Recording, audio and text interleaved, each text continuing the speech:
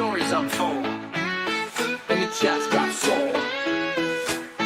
From the gavel to the gas, we're watching it all. Covering the courtroom, big case or small. Laugh when we can, cry when we must, but it's all real talk, you can count on us. We're not the pros, just fans who care. With popcorn in hand and a comfy chair. And every twist, we're right there. Together like we're all in the witness chair. This is the Broken Baker, where the trials come alive, where the chat is wild and the vibes survive. We're watching the worst of what people do, but we keep it light, yeah, that's our truth. It's the only place for crime, and it feels just right. We bring the justice talk into your night. So hit that stream, don't miss the call. At the Broken Baker, we cover it all. Oh yeah. We're just laymen with the view, but we ask the things the world wants to. Digging through the facts, side by side. Even when it's dark, we bring the light. No clickbait, no fake feels, just truth and the highs and the reels. With the chat that roasts and rise, we're just here for the case and the vibe. This is the Broken Baker, where the stories unfold. With a smile in the heart, even when it's cold. Yeah, we cover the bad with a wink and a grin. Where the real talk starts, come on, jump in. It's the only place to be, can't you see? For trials and truth, it's BBTV. The Broken Baker, where the trials come alive. Yeah, we'll be here, trial after trial. Yeah.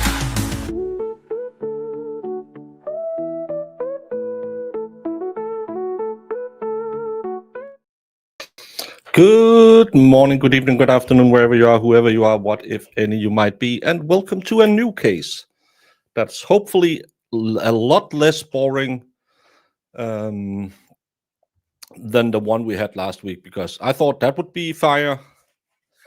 It wasn't. But this case today will be the case about the pregnant paramour. Yes, I made up that title because I was thinking about the Henry case. And this is a case where Soto-Escalera, I'm going to find out what his name is today, is accused of unaliving his side chick, who was 8.5 months pregnant with his baby. And apparently she was blackmailing him something, and she was about to have a cesarean the next week, as I read it, and he didn't want to tell his wife about it. Could be why he did it. She had blunt force trauma to the back of her head and injuries to her nether region. So he is charged with both her unaliving and the baby's unaliving. Death penalty trial. So let's see how it goes. Schönen Nachmittag, Penny. Wie geht's dir heute? You fell asleep on band last night. Well, I'm sorry. I was boring. I know. It was a lot of talking about stupid things, as always. Oh, audio. Oh. Nothing. Yes, I did a night stream tonight. Why is the internet dropping? Mo had bad connection as well. I had a night stream, late night stream this morning, and it was nice just to talk about a lot of stupid things. Well, oh, thank you. Maybe she found out that he was banging around. The weird stuff is apparently this girlfriend had an older kid who played with her, with his own kid. So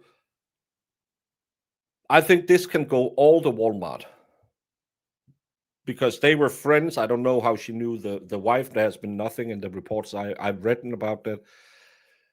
But It looks like a very sad case as well. This is a totally new case, yes. Oh, I didn't send Jamie a link. I don't know if she has any time to go here. Jamie is always so busy. And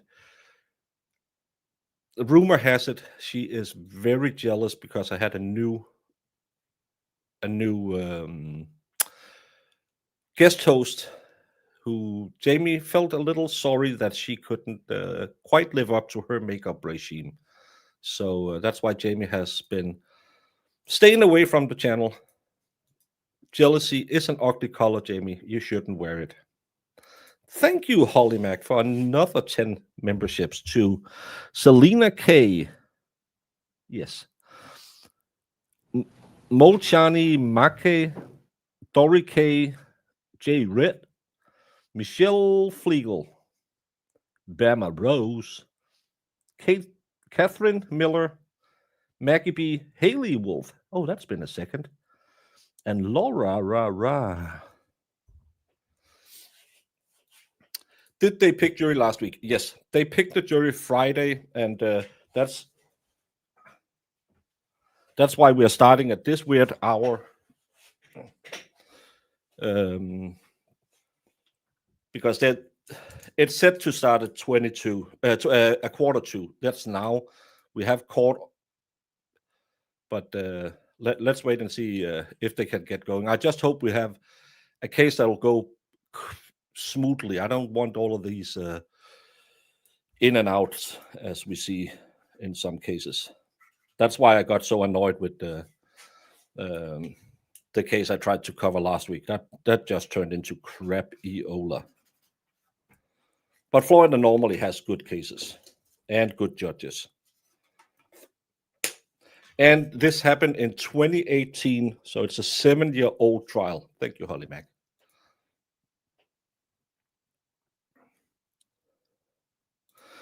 Yeah, she's probably... Did you watch movies with her yesterday on Discord? I bet she's crying a lot. Yeah. I'm hoping there's no plea offered. Well, as you can see, they are getting ready for opening statements. This is a case that Jemima found, I think, so it's not Marissa who jinxes cases. Just popping in between checking emails and clients. Hope you're well. I'm always fine. Yes, she was found guilty. But it was so slow and so boring. I just couldn't watch it. All who got a gifted membership from me are very welcome. Enjoy. Thank you so much, Holly. Hey, Simi.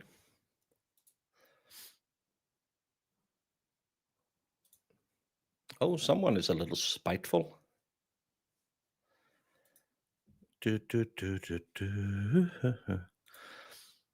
Well, if you show up, but just because Jamie, I still love you. Just because I have a new woman in my life, and she's been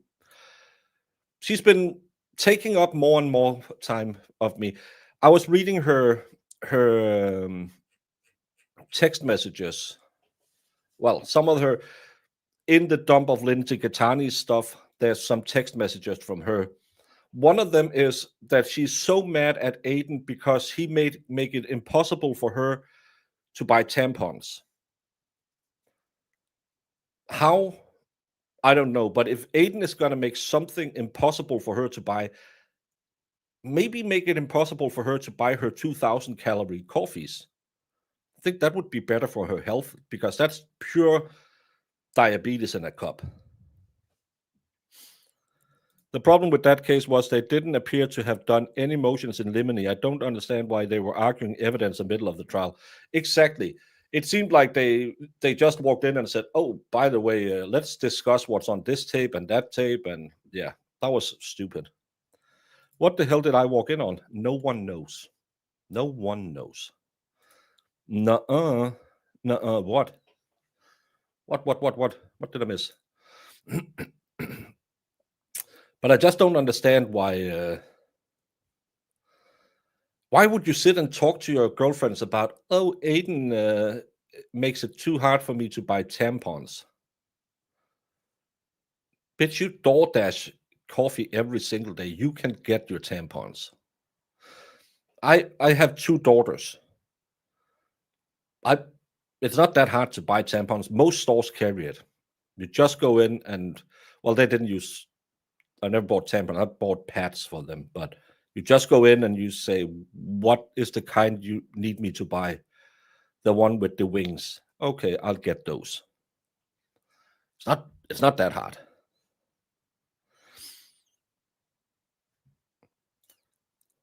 Well, I'll talk you to sleep. But no, it's just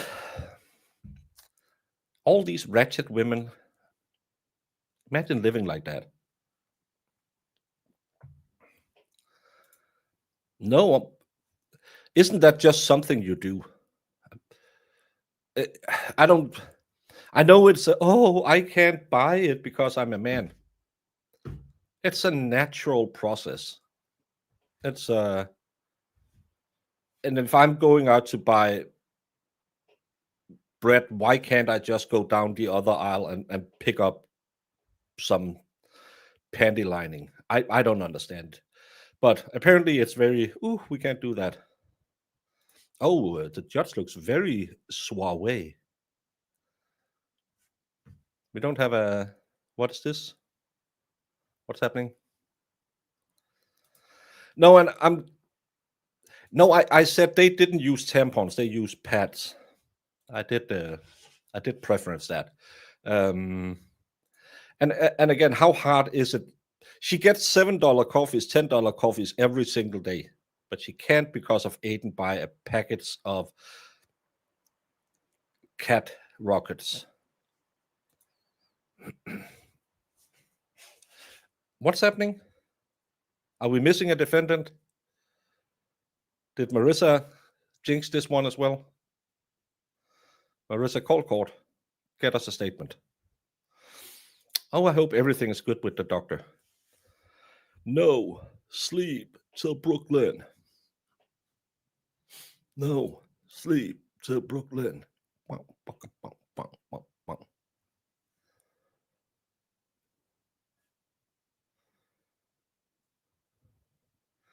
Not all men would because they get embarrassed by it. My hubby would in a heartbeat, but not all men would.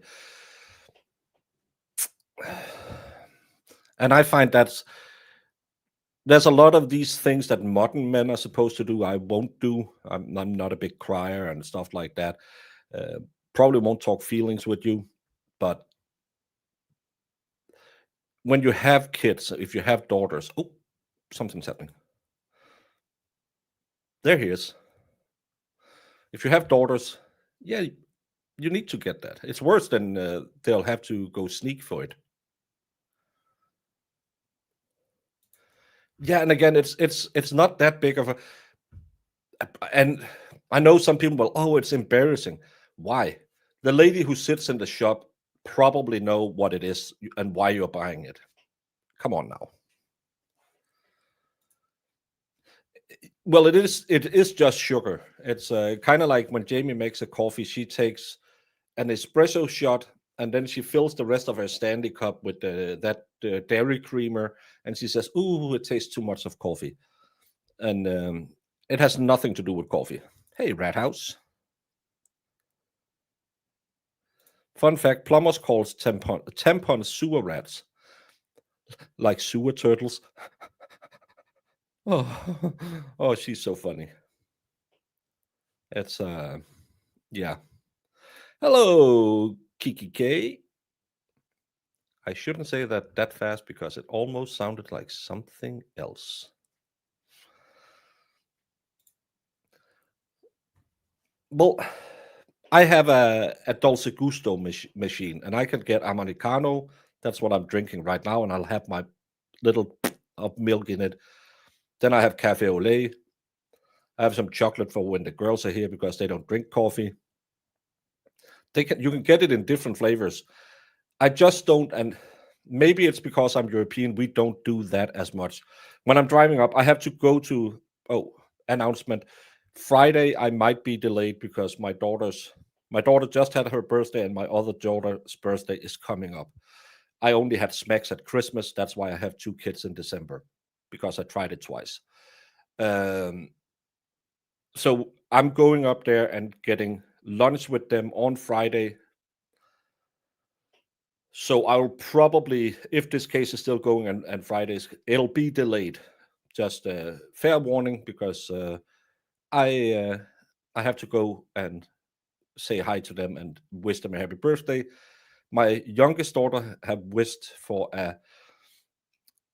some of my merch, so I have to figure out what she wants. So I haven't bought that, and the other daughter, I have to go out and get her gift tomorrow. But just so you know, it Friday might either be delayed, or if someone else is covering it, I'll send you over there, just because I love you, but I love my kids more, and I don't see them enough. Yeah, all the cream. That must taste horrible. My husband will pick up anything I need. He'll even ask the pharmacist for help for me. Isn't that what family do? My sons do the same for their wife. And again, it's not like we don't know you have them, because, yeah.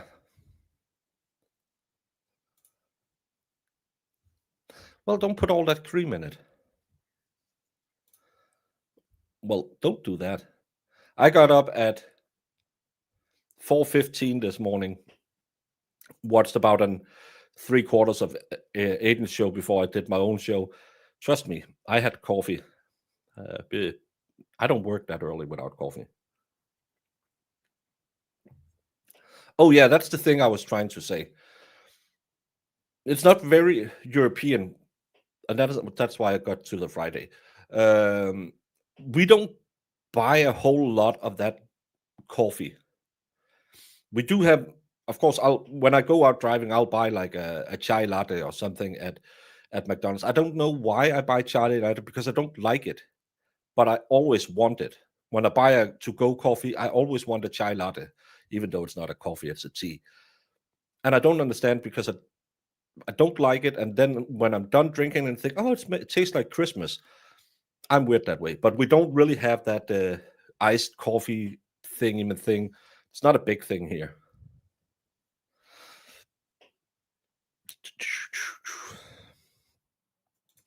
Well, cinnamon is probably good for your tummy. It's also because we eat a lot of cinnamon in our baked goods, and the EU has made a restriction, because they say it gives you cancer if you get, I think, a couple of pounds. But because when we make like cinnamon rolls, of course we'll use a lot of cinnamon to make a lot of rolls. But they figured out, well, then they must be cancerous. No, because we cut them in smaller pieces. It's the EU. It's politicians. Don't think about it. So, but real cinnamon is probably good for you. But it's not cinnamon they put in the flavored creamer. It's cinnamon flavoring.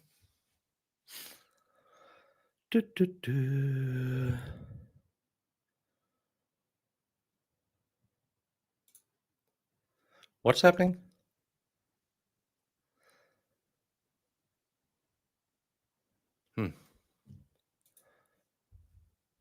Well, it's kind of like people who say, "Oh, aspartame in Diet Coke does it."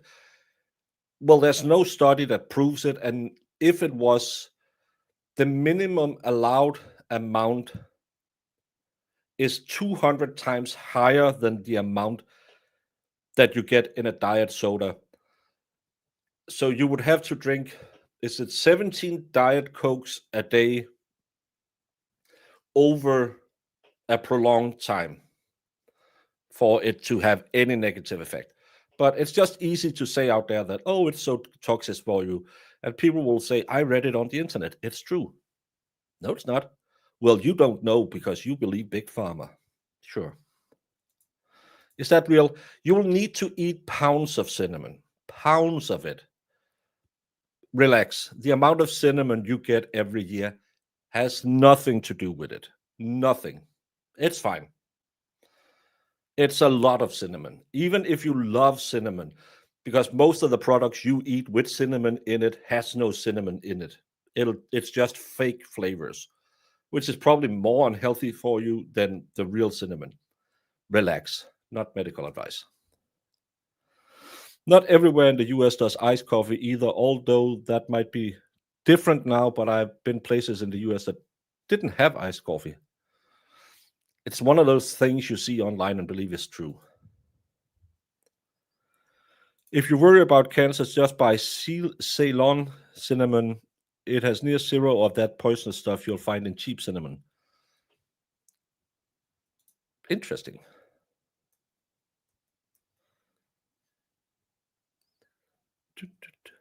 Probably something like more that you could consume, but that doesn't mean that people won't still tell you that it's dangerous.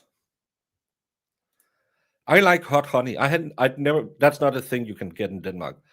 Well, at least not where I live. And then I tried it last year at Dollywood, and I was like, what is this new flavorful thing that I have never tried in my life?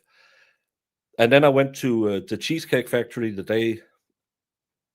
a couple of days later, and I had their pepperoni pizza with hot honey.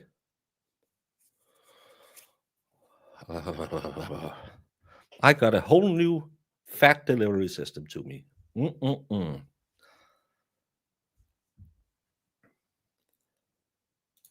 Exactly. That's actually one of the when I went to teachers college. That was back then when people had that thing where, oh, we need to drink constantly, so everyone was carrying around water jugs because, oh, hydration is really important, and everyone was pissing like a horse. And there was a teacher who said, "Do you know that it's not good for you to drink that much water?" Oh, well, I heard you need this amount of water every day. Yeah, but you also need something that'll keep the water in your body and open your cells so you can get the water. That's why, for instance, why I stream, I have electrolytes in my water, just or else I'll piss like a horse as well. But everyone was just drinking water because they thought it was good for you. No, you'll wash out all the minerals and all the vitamins. So everything is good in moderations. Isn't it racist to call it Ceylon? Or is it is it Sri Lanka that's the racist one? I can't keep up. Yeah, hot honey is great.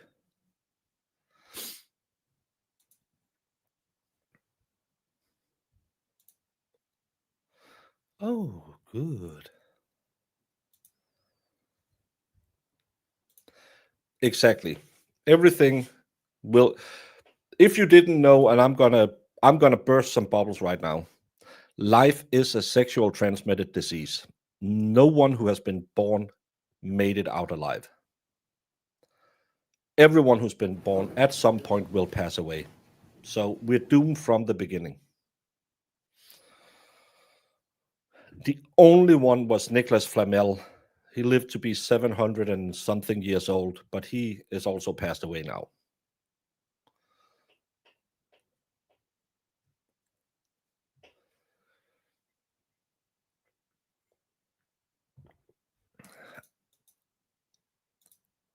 That's no.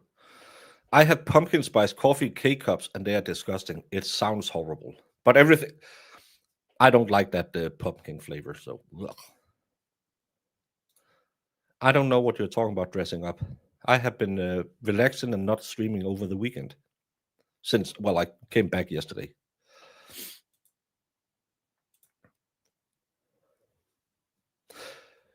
Well, not everything because we don't live in Australia, but if we lived in Australia, yes, everything would be trying to kill us. It is a terminal disease. You're right, Bob.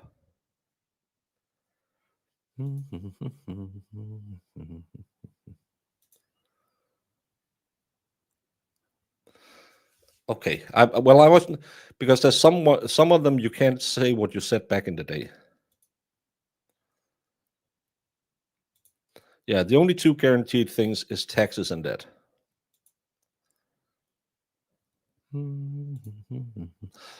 Exactly.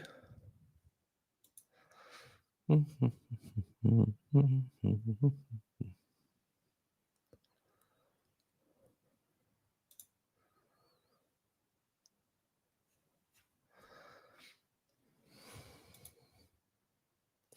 used to want to go to Australia so bad, and then you found out they have everything that'll either try to eat you or give you a sexually transmitted disease. Yes, I'm talking about drop bears and pigeons. Both of them have chlamydia. And we're 20 minutes late. Still nothing. What's my favorite Beastie Boys song? It's probably No Sleep Till Brooklyn. Yeah, I think that's. I didn't listen to much Beastie Boys, so the only one I have on my playlist right now for my gym is No Sleep Till Brooklyn. So again, not my most favorite band.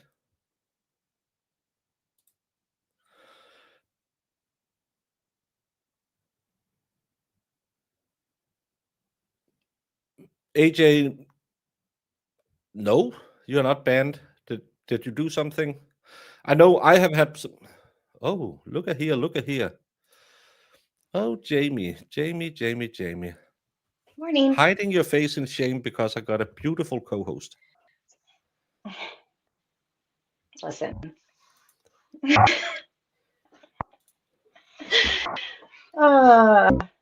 You don't You put need my to name out there. you need to re-enter. Your audio is shit. Okay. But AJ, I haven't banned you, so but I have had trouble with internal failures when I have tried to write in chat. So maybe that's what happened.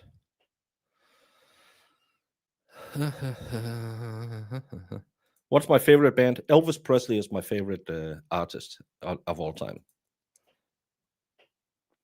Jamie has been ready for spooky season since last spooky season. She put her Halloween avatar on 2 weeks ago. Hate being on the left coast. I feel like I'm behind on everything. Well,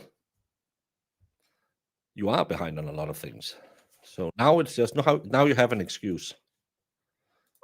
Try again, Jamie. Okay, is it working now? Yeah, it's just it'll do when you try to talk. Yeah, if I try to connect it before I get on, that's what I'm noticing is a problem. But anyways, morning everyone. How is the cheese-based their makeup line going? First of all, I didn't know this existed. And it was a great idea. I was laughing so hard. I was like, nobody's thought of that. Edible makeup that tastes like cheese. I mean, come on now. Well, if anyone could make it, it would be you. I mean, now I'm gonna try. I'm gonna have to. Yeah, some good brie, or do you have those in Denmark? We have a type of tissue called gamle Ole, which means old Ole. I don't know why. What, what is that? Cheeses that is so old and smelly that they can move around in the fridge on their own. My dad loved stuff like that, and the entire house would smell like cheese when he got it. I don't know if you American have that as well. I'm sure they do. I mean, the smelliest cheese that I eat is like blue cheese. Isn't that like moldy cheese, people say?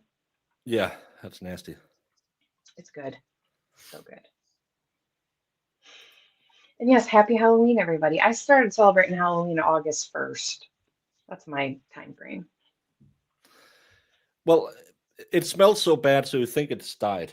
So AJ can't get in chat.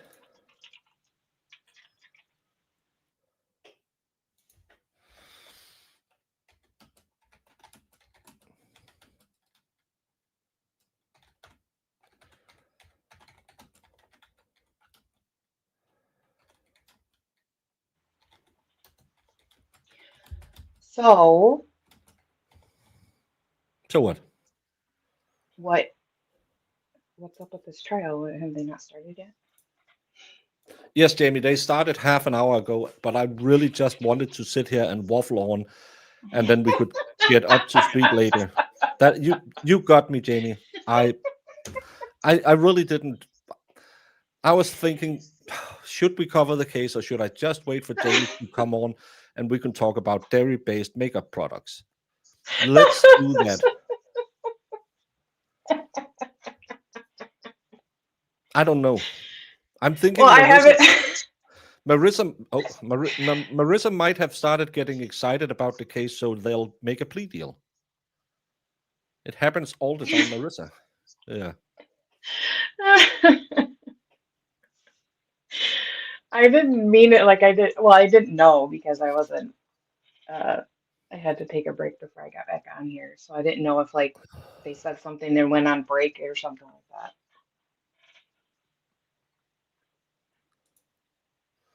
No, it was supposed to start 8:45, and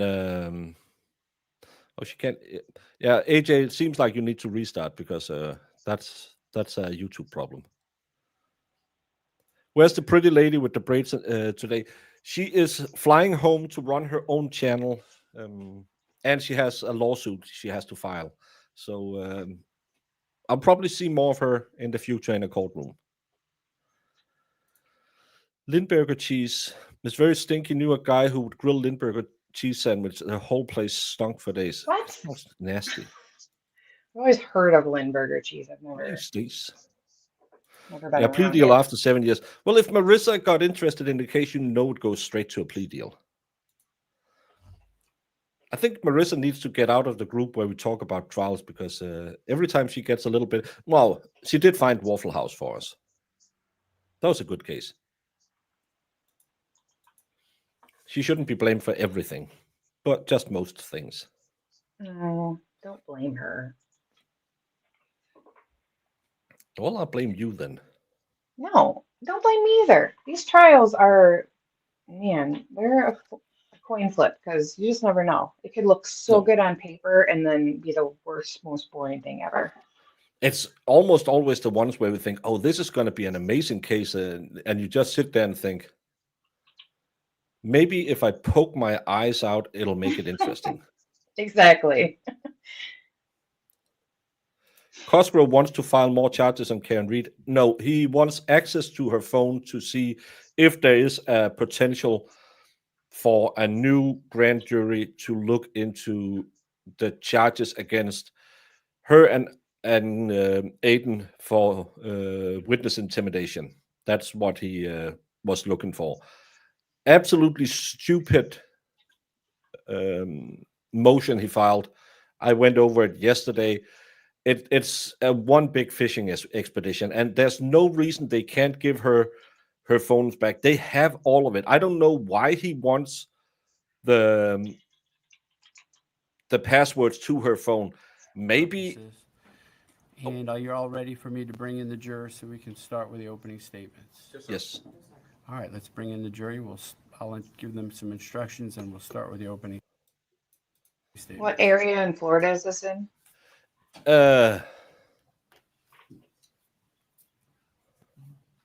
Why do you ask me dumb questions? I don't know.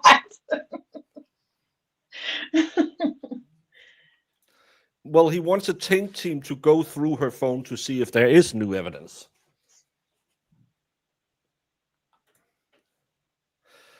I don't know what the name. In Denmark, we just call it Old Ole. That's the worst one. It's St. Lucie County, Jamie. Yeah, I think I've been there. I was just curious because I thought I heard when you were doing it the other day or when we were talking about it. I think he's trying to charge Aiden. He wants evidence against Aiden. He's on Aiden's case. He's another special prosecutor in the Karen Reed case. All right. So it's most likely something because, like Aiden said this morning, it feels like forever, and it doesn't seem like we're getting anywhere with this case. Tomorrow, potentially, the mega motion will be filed. Potentially. That's what he said this morning in his bus stop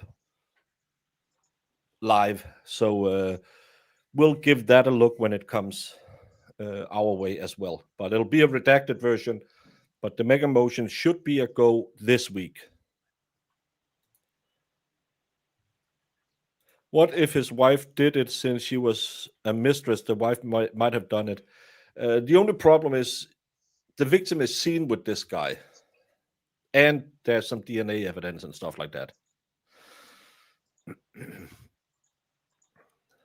Can he bring new charges without new evidence? He hasn't brought any new charges.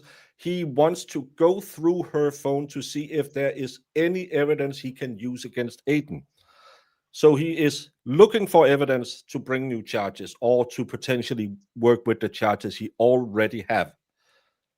That's why he wants to get access to the phone.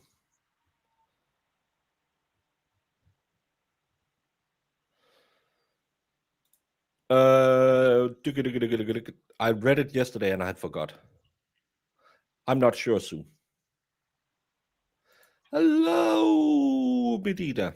You were gifted a membership this morning, I believe.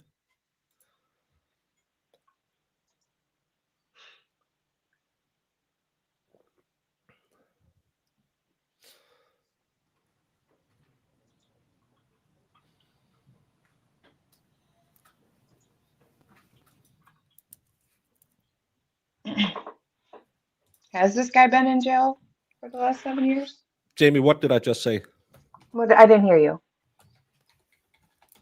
I don't know. No, I just said to Sue, I read it somewhere, but I can't remember. Oh, I didn't even see it was Sue that asked it. I just saw it after you answered.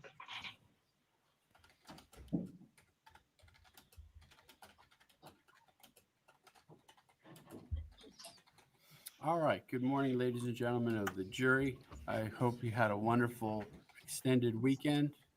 Before we begin with the opening statements, I want to remind you of some of the instructions I gave you Thursday afternoon, the high points. Something first, most importantly, that I've repeated multiple times, the most important element of a fair trial is that the jury base its decision only on the evidence presented officially in the trial. Yes. Therefore, as you know, don't talk to anyone about the case, including your fellow jurors. Don't do any research about the case by any form whatsoever, electronic or otherwise, and avoid all media. It was either Holly Mac or Big Dog, I believe. Coverage of the case. Remember also a rule that I told you about, which is as the trial progresses, don't form any definite or fixed opinion about the merits of the case until you've heard all of the evidence, the arguments by the lawyers, and the instructions on the law from me. With regard to note-taking, you've been provided with a pen and pad to take notes should you wish. You're not required to take notes. Please remember, during the breaks, when I send you back into the jury room, leave your notepad on your chair, and it will be there for you when you come back into the room, into the courtroom. And that also follows for every day of court session. Of course, during deliberations, you'll be entitled to take your notes back with you to assist you during deliberations. We're about to begin with the opening statement. If you recall, on Thursday, I advised you of the importance of the opening statement. If you recall what I told you, what the lawyers say to you at this time is not evidence. This is not part of the evidentiary portion of the trial, but it's very important. The way I like to explain it to you is if you could imagine if we didn't do opening statements, we would just start. I don't know, but we have to wait and see because all of this is just bullshit. With the state calling witnesses, and you would have no idea what this case is about. We have an adversarial system. Each side opposes the other, and there are things on both sides that they think are important. So it gives them an opportunity to prepare you for the evidentiary portion of the trial. It gives them an opportunity to tell you what evidence they think will be presented once we start hearing the evidence. And that's a huge advantage. Rather than you going into the trial cold with no idea what the case is about, now you will be able to have advance notice of what they believe you should be paying close attention to, and that will give you a tremendous advantage in all regards, but in particular at the end of the case when you hear their arguments reflecting on what the evidence was. With that, though, remember what they say is not evidence in that regard. And we start off with the state has the burden of proof, and they may begin with their opening statement. Mr. Cormier. Let's get some of it. Thank you, Deirdre. I have a wonderful Eric. chat. I have no other choice. I'm going to lose everything.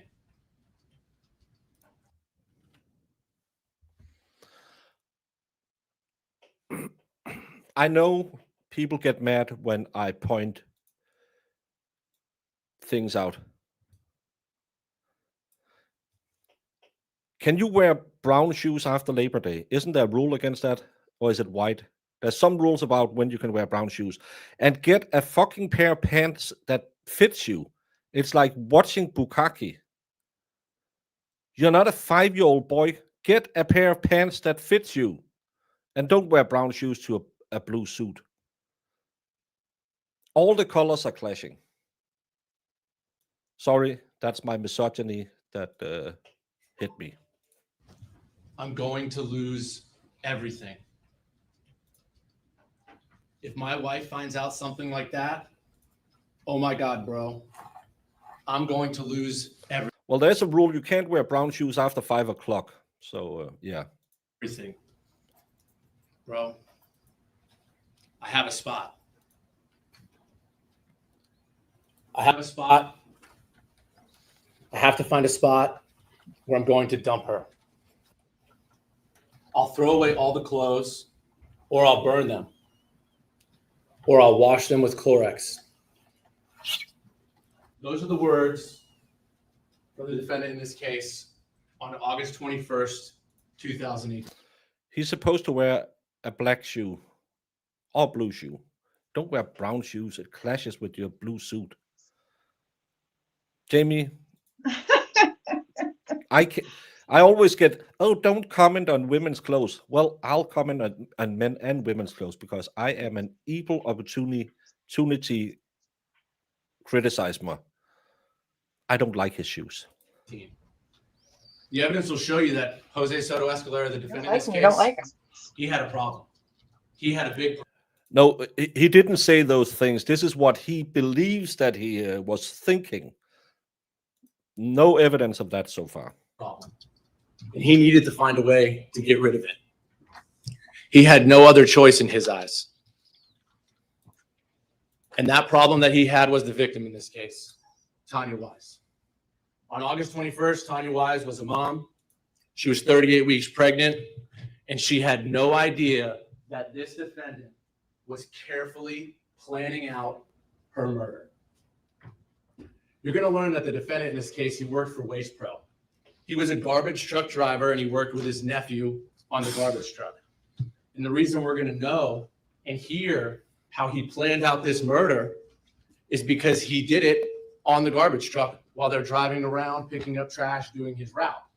But what the defendant didn't plan on is that it's all recorded. There's video, there's audio, and even though they talked in Spanish, everything is going to be translated in this case, and you're going to hear the defendant as he drives around on his trash route, trying to figure out where he's going to get rid of her body. Oh, he is. Where he's going to leave 38-week pregnant Tania Wise for dead. How he's going to kill her. Let's go 2 days later. That was August 21st, 2018. Let's go to August 23rd. That's the date of the murder in this case. And it's a normal day for Jose. He's driving in his garbage truck, and he's planning out a murder. He cannot let his wife know that he got another woman pregnant who's now 38 weeks. He's running out of time. She's getting ready to schedule a C-section. Yes, sorry, let's do the quick rundown. We'll catch up. She was 8.5 months pregnant. Next week, she was planning a cesarean section or C-section, whatever you call it. He had paid her $500 at some point to get a smortion. That must have been earlier because you can't get a smortion at 8 months. You can, but pretty sure that doctor who wanted to do that is a sick puppy. But She then disappears. A lot of people are saying that they were in contact. They are seen together, and she's found in a ditch the next day. Injuries, blunt force trauma to the back of her head, and blunt force trauma to her private area. Both her and the kid passes away. That's why this is a double homicide death penalty case. That's and it's from 2018. Going to have this baby, and he cannot let that find out because he's going to lose everything. That's all he cares about. What's going to happen to him? Not that he's going to kill a 38-week-year-old pregnant mother. That doesn't concern him at all. And he's talking casually in this car to his nephew. You think I should choke her? Or would it be better if I just do a big blow and it's all over with really quick? And then he tells him, you know what? She's not the type of person that anyone's even going to look for. They're not even going to look for her. They're not going to worry about her. And you know what? If they don't find anything within the first 48 hours, they're never going to find anything. Is he an idiot? Well, despite the defendant's planning and discussion over and over again of where he's going to do it, which way he should do it, how he's going to commit this murder, he made some mistakes. And on August 23rd, you're going to hear from the victim in this case, Tania Wise. You're going to hear from her mother, Elizabeth Bedola. She is helping Tania put her son to bed that night. And then Tania leaves the house. The last time she sees her daughter alive is sometime after 8 o'clock on August 23rd, 2018. She doesn't know exactly where her daughter's going. She thinks she's just going out for a little bit. Tania didn't have a car. She didn't have a way to go anywhere. And you'll learn through the recordings that the defendant, part of his plan was to lure her out, to get her out of the house, and then to take her somewhere to murder her. So that's August 23rd. That's the night of the murder. And you're going to learn the defendant, he goes, he picks her up, and then he takes her out to complete his plan. So fast forward to the next morning. It's August 24th, 2018. Tania Wise has been murdered. Christine Gabin is driving in St. Lucie County. The site of this murder is it's on a road called Russo Road. It's just north of Indrio. It's a little bit west of town. There's an intersection between Russo Road and Johnston Road. And it just so happens that this route is along the defendant's trash route. It's a spot that he passes, that he drives on his garbage truck route. But Christine Gabin, she's driving down that road that day, and on the side of Russo Road, she sees what she thinks is trash in a ditch, in the swale on the side of the road. But when she looks closer, she realizes it's not trash. It's Tania Wise. So immediately she sees a body on the side of the road, and she calls 911. St. Lucie County Sheriff's Office is going to respond out to the scene. One of the first officers, Deputy Gilkkey, he gets there and he takes some photos of Tania as she is found the way that she is initially. You're going to hear that crime scene investigators, there's 3 different crime scene investigators that worked on this case: Donna Carmichael, Kayla Lim, and Janine Vasquez at the time, now Janine Hiller. They go out to the scene because now there's a dead body and they need to figure out what happened. So they go and they look at the body. Tania Wise is face down in the swale on the side of the road. There's still some water. She's wet. Yes, they are. He's charged for both of them passing away. We had it before in a case where they didn't get. There's some week after week, this or that. It can potentially be a double homicide. Good morning, Sleuthy Goosey. Did you hear it? Mega Motion Week is upon us. She's damp. They see some hair, loose hair around the area where her body's found, and she's completely face down. They turn her over. They can see that she has some injuries to both her head and to her neck, and that there is what appears to be vomit within the swale of where her face was laying down. They collect all the evidence at the scene. They document all the evidence at the scene. They take photographs, and Tania Wise is brought to the medical examiner's office to have an autopsy performed. So now we're on August 24th. She's been found. She's brought to the medical examiner's office, and the defendant is there riding in his garbage truck again as if nothing happened. And he's talking to his nephew again about what happened. And he's telling him, he says, yeah, I washed my Even though I had gloves on, I washed my hands with that brake cleaner. His nephew asked him, "Did you see, was there any blood?" And he said, "Yeah, there's blood. It was all over the clothes, but I got rid of it." This can't be right? He can't be this stupid that he We'll told see. his nephew all of this. And the nephew is going to testify against him. We'll see. Then he's the dumbest criminal we have covered. Even Bradley Yawn is smarter than that. Yeah. Because I mean, like, how are you going to defend that if that's what really happened? Try and say the nephew is a liar? I I don't know. mean, yeah, I mean that's what you can do, but it better be good. But That's why did it sticking take 7 people's years then minds. to get to trial? Yeah, that's what I'm confused about. Yeah. Well, CSI Miami is close by, so Because you think if well, it was so open and shut, what yeah. took Why so does it long? take 7 years? Yeah. Yeah. So let's wait with the guilty verdict until we hear the correct evidence. They're not going to find any evidence. And once again, he's talking in this truck.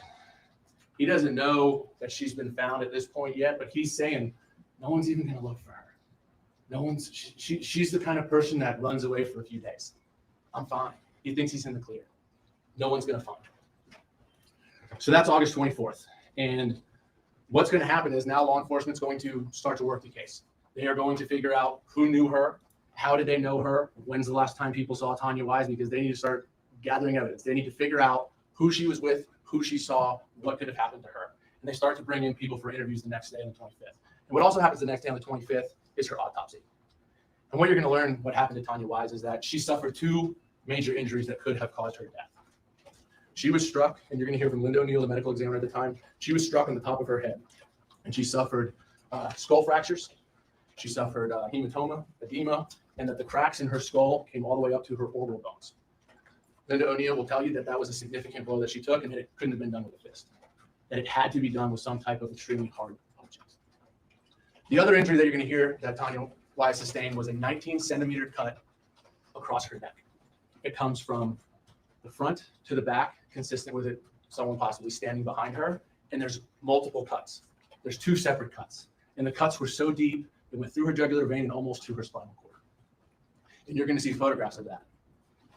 That's the reason those deep. cuts are so deep and she's hitting the head so hard is because this defendant had to make sure she was gone. He planned it out, and he was worried that he was going to get found out. He thought he was going to lose everything. And his solution was to kill Tania Wise and Josiah Wise, which was going to be the 38-week-old baby that she had that was getting ready to be born within the next couple of weeks. You're going to hear that the sheriff's office continued to work on this case. They gathered evidence, and they eventually talked to the defendant in this case. He goes into the sheriff's office on August 25th, 2018 for an interview. And when he comes in, he drives in a silverish gray Dodge truck. Now, what you're going to learn about this truck is that same day of the finding of the body or the same day of the murder on August 23rd, there's another individual by the name of William Mullen. William Mullen owned a pizza shop at the time, and he was driving on Russo Road in that area at about 11:30 at night. And he sees something that's odd to him. As he's driving down the road, he sees a silverish truck, meets the description of the defendant's truck. It has the fog lights on, and it's just sitting on the side of the road. He says he sees the truck, he pulls up, it turns its lights off, it turns its lights on, and then it drives off. And he thought that was kind of weird. So the next day, when he sees law enforcement there, he goes and calls 911 and says, "Hey, I saw this truck out right there where that body was found last night." And just so happens that the day that this defendant comes in to give an interview, he's driving a truck that matches that description, consistent with the truck that's seen right at the murder scene. Another piece of evidence that the sheriff's office says, you know what, starting to look like it's Jose Soto-Escalera.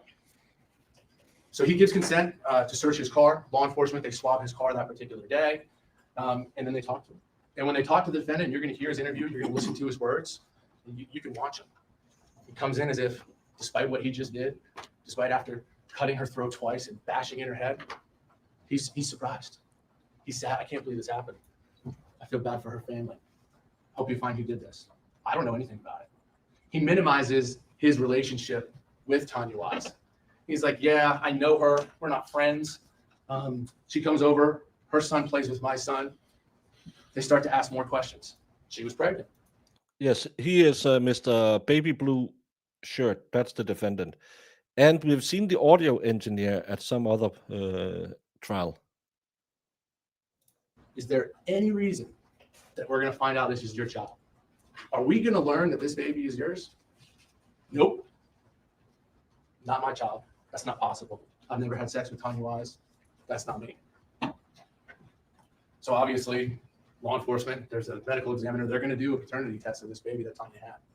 And they're going to look into that. But what they're also going to look at is they're going to start to look at phone records. They're going to look at calls. They're going to do search warrants. And that's exactly what is done in this case. After the 25th, they do a search warrant subsequent on the defendant's vehicle again on September 24th of 2018. And at that time, they use something, and it's called Blue Star, and it's a chemical that they spray inside of his truck. And if there's blood inside, it lights up blue in the dark. So they spray that. And sure enough, they look inside of his truck, and there's parts that are glowing. Evidence that there was blood in his truck. So what do? They cut out the carpet where they see some of that blood. They swab that. They send that off also for DNA testing. So what you're going to hear about the DNA evidence in this case is that they took a lot of swabs and they tested a lot of stuff. But there's a couple things that are extremely important. And one of those is that they checked multiple people to see who could be the father of that child. And 99.99%, it's the defendant. So not only did he kill Tania Wise, he killed his own son that she was 38 weeks pregnant with because he didn't want his wife to find out that he had been with someone else. He cut her throat and bashed her head in, knowing that possibly it was his child, but he did it anyways. Because he had planned it out, and he said, I have to do it, Eric. I have no other choice. You're going to hear some additional evidence that even though that evening he's going to tell law enforcement what he did and where he went, and the cell phone evidence that's going to introduce in this case, cell phone tower evidence, it's going to show that's not correct. That's not where he was. The evidence is going to put him out at the scene of the crime. It's going to put him near that area where this crime occurred out on Lucie Road. So throughout the trial, listen to the evidence, use your common sense.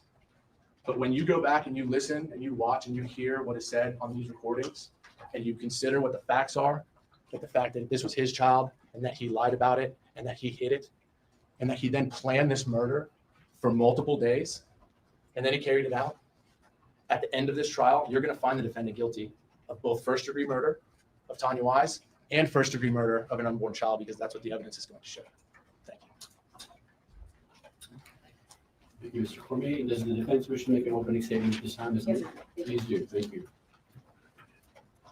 Unfortunately, the profession that Ms. Wise was in, a dancer and an escort, brought her into contact with many unsavory characters. And what you will learn in the days following the discovery. The big problem with the defense, she a hoe, is his DNA is 50% of the fetus's DNA. You don't do the she a hoe defense. Because who else would destroy her private area? But hey, Jamie, she a hoe.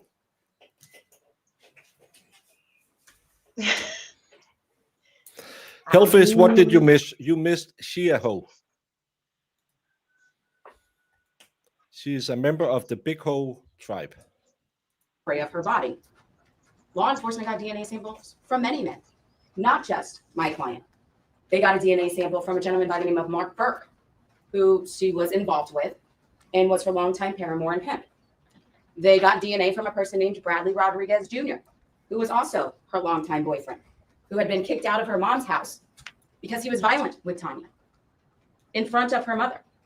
They got DNA from a gentleman named Eric Alvarado, who is my client's nephew. And they got DNA from a person by the name of Giovanni Alvarado, who dropped Tania off on the night that she was murdered. You will also learn that Miss Wise had told Bradley Rodriguez Jr. that he was the father of her son. And you will learn that she also told Mark Burke that he was the father of her son. It was in this fraught, as they used to say, it takes a village. So she was just getting a few tribe members.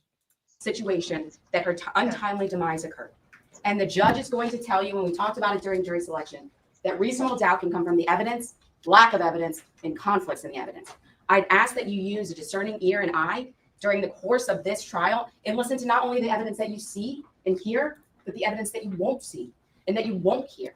And I have no doubt that at the close of the evidence, you'll have no other alternative but to find my client not guilty of both charges. Thank you. Thank you, attorneys. We now begin with the evidentiary portion of the trial, and the state will call its first witness. Yes, so people say Florida call Christine Gabin.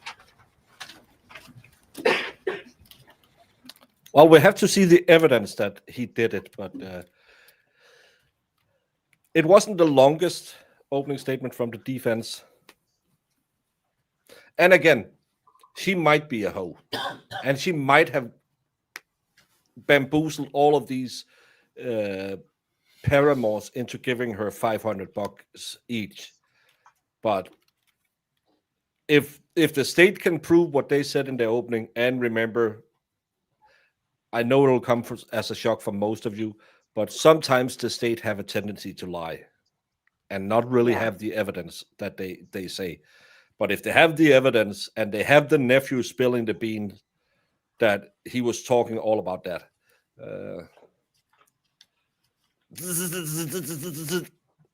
if they still use old Sparky down in Florida. Yeah, that's the whole thing is, I mean, she had a lifestyle. It's possible, but we'll see what they have against him. I mean, Yeah. okay, yeah, it's his child, but doesn't necessarily mean anything. And don't I like hoes? I like hoes a lot. That's why I hang out with the trailer trash tragedies.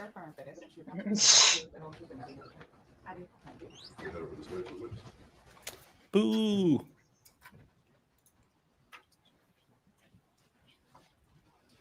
And you may inquire of the witness. Morning. Can you state your name for the record and spell your last name, please? Christine Gabin, Gabin, Okay, Ms. Gabin, have you lived here in Fort Pierce all your life?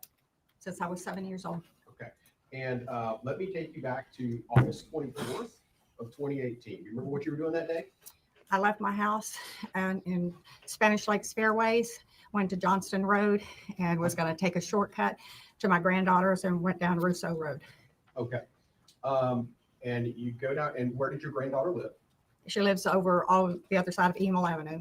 Okay, and you left your home and you're going to your granddaughter's house? Yes. Okay, and you said you took a shortcut and you got on Russo's Road? Mhm. Okay, and And what's the trial from a year ago? Tattoo punch murder. The only tattoo case I can think of is the Yankee Candle one, because he was tattooing and banging his customers.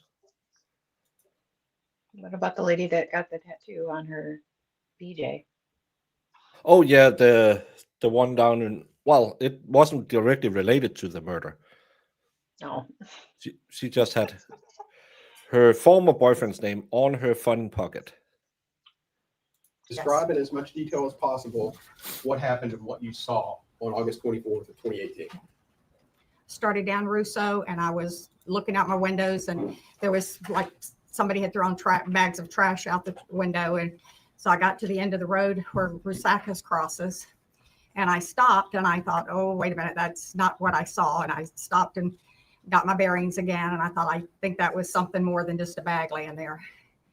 So I turned around and I went back and saw that it was a body laying there.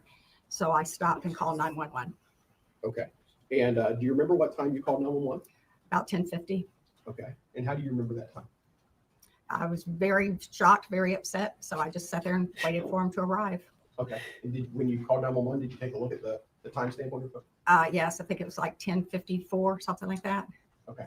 And the police officers arrived? Mhm. Okay. Without telling us what you said, because that would be inadmissible hearsay, but did you tell the police officer what you saw? Yes. Thank you. Ms. Gabin, thank you very much. I have no further questions. No cross-section. May this witness be released from her subpoena? She may. Any objection? No objection. Thank you, Ms. Gabin. You're released from your subpoena. That means you're free to stay or leave as you wish. You may step down from the witness. And the state's next witness or item of evidence. Yes, sir. People say Florida called Deputy Josh Gilkkey. Deputy. It's getting cold here. I'm getting a little sniffle. Uh-oh.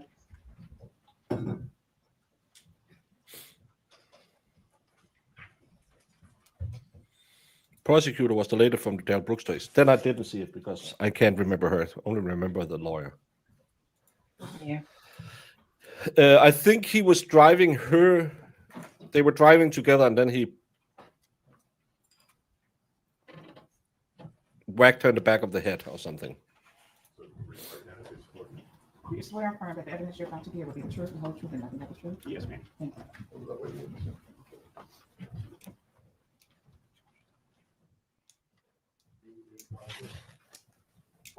Morning, sir. Can you state your name for the record and spell your last name, please? Deputy Joshua Gilkkey, Gilkey. Okay. And it's obvious based on your dress. What will you do for a living? Road Patrol Deputy from St. Lucie County Sheriff's Office. Okay. Go ahead and give the jury a thumbnail sketch of your education, your training, and your experience. He Please. looks like he's 5 I have years an old. associate's degree in Yeah. criminal justice. I've attended the basic academy. For Maybe law we're just enforcement. getting old, Jamie, I'm because a traffic everyone looks homicide. 5 years I'm an old. investigator. And I've worked for St. Lucie County Sheriff's Office for about 8 years now. Okay. That is true. And were Thank you, working back on Akasha August 24th 4986, for of becoming a 2018? member. Yes, sir. Okay. In what capacity were you working? What was your assignment? Road Patrol Deputy. Okay. And go ahead and just give the jury a brief summary of what a road patrol deputy does on a day-to-day basis. Road Patrol Deputy typically responds to calls for service. So you call 911, and if it's within that area that I'm working, I will respond to that call. I also do routine traffic stops as well. Okay. And on August 24th of 2018, were you on duty? Yes, sir. Okay. And describe for the jury how you were dressed. We had a different uniform back then. It was like the other deputies in this room, polyester uniform. So I was dressed in that uniform. Okay. And were you in a marked unit? Yes, sir. Okay. And did you receive a call or to respond to the area of Russo's Road and Johnston Road in St. Lucie County? I heard my zone partner, he got dispatched to the call. I just happened to be a little bit closer, so I arrived on scene first. Okay. About how far, just give the jury an idea, about how far away is that area from Indiana Road? So it's approximately about a mile, Have a nice trip. mile and a half. Okay. And so you get dispatched and walk the jury in as much detail as possible. Jamie, I need to go what blow you my nose. see. You are the eyes to this jury, so walk them through Okay. what you see. So whenever I first arrived on scene, I saw the caller in a black car, made contact with her. I believe her name was Gabin. And she informed me that she had saw what could possibly be a deceased body down the road, approximately 50 feet away from us to the east on the south side of the roadway. Okay. And did you approach that body? Yes. Okay. Tell the jury what you saw. I saw what appeared to be a female body, and she appeared to be deceased at that time. Okay. And what did you do in response? I immediately determined that this was going to be an active crime scene due to there being a deceased female on the side of the roadway. Rescue that was there with me as well. Nobody went up and touched the body or anything like that. Did you touch the body? No, sir. I'm going to show you what has been marked as State's Exhibits 116 and 117 for identification purposes. Take a look at those and tell me if you recognize those. Yes, sir. Okay. What are those photos? What do they depict? Those are photos of the deceased female laying face down. Okay. And are those photos of the deceased female as they appeared on August 24th of 2018? Yes. Okay. And what time did you arrive on scene? I believe it was approximately 11 a.m. 11 a.m. Okay. And are these photos fair and accurate representations of how the deceased female looked on August 24th of 2018? Yes, sir. Okay, thank you. Your Honor, State moves into evidence Exhibits 116 and 117. These two items will come into evidence without objection at this time. Ladies and gentlemen of the jury, let me remind you of something I told you on Thursday, since it's been 3 days in between. The items that officially come into evidence by my pronouncement take on a different significance. They're the actual evidence in the case. They will go back with you into the jury room during deliberation. There may be other items that are used during the trial that do not officially come into evidence, such as items used to refresh a witness's memory or demonstrative aid here in court. That's not the actual evidence, will not go back with you into the jury room. Also, now that an item is officially in evidence, it may be shown to you or published to you by either of the attorneys. And you may proceed, Mr. Richardson. And permission to publish them. You may do so. Okay. So as we're looking here at Exhibit 116, go ahead and describe for the jury and also for the record what we're looking at. That is what I saw whenever I first arrived on scene and made contact with the body. Okay. And Exhibit 117, It's another angle. same body. Yes, sir. And both of these depict the victim on August 24th of 2018. Yes, sir. Okay. And from that point forward, you're a road deputy, is that right? Yes, sir. Okay. So did you then notify detectives within the homicide division of the St. Lucie County Sheriff's Office? I notified my supervisor, and supervisor makes the notifications from there. Okay. So from that point forward, This was not your case. More homicide detectives came in and they began their investigation. Yes, sir. Okay. Thank you very much, Deputy Gilkkey. I have no further questions for you. Yes, sir. Just very briefly, sir, that area that you found the body in, that wasn't a wooded area, correct? It's partially wooded. Just depends on where that wooded is. Do you remember taking a deposition on this case? Yes. Okay. Do you remember stating in a deposition when you asked if the area was wooded, you said, I wouldn't describe it as wooded? Right. No further questions? Any further questions from the state? No regret. Okay, Deputy Gilkkey, be released from the subpoena. Yes, sir. Any objection? No objection. Thank you, Deputy. You're released from the subpoena. You're free to stay or leave as you wish. Thank you. And the state's next witness or item of evidence. William Mullen.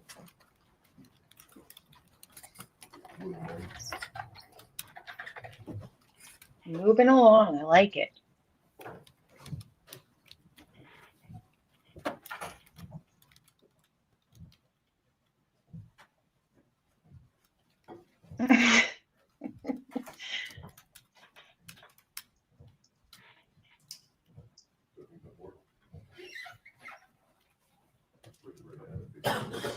Please swear affirm that the evidence you're about to give will be the truth, the whole truth, and nothing but the truth. Yes. Thank you.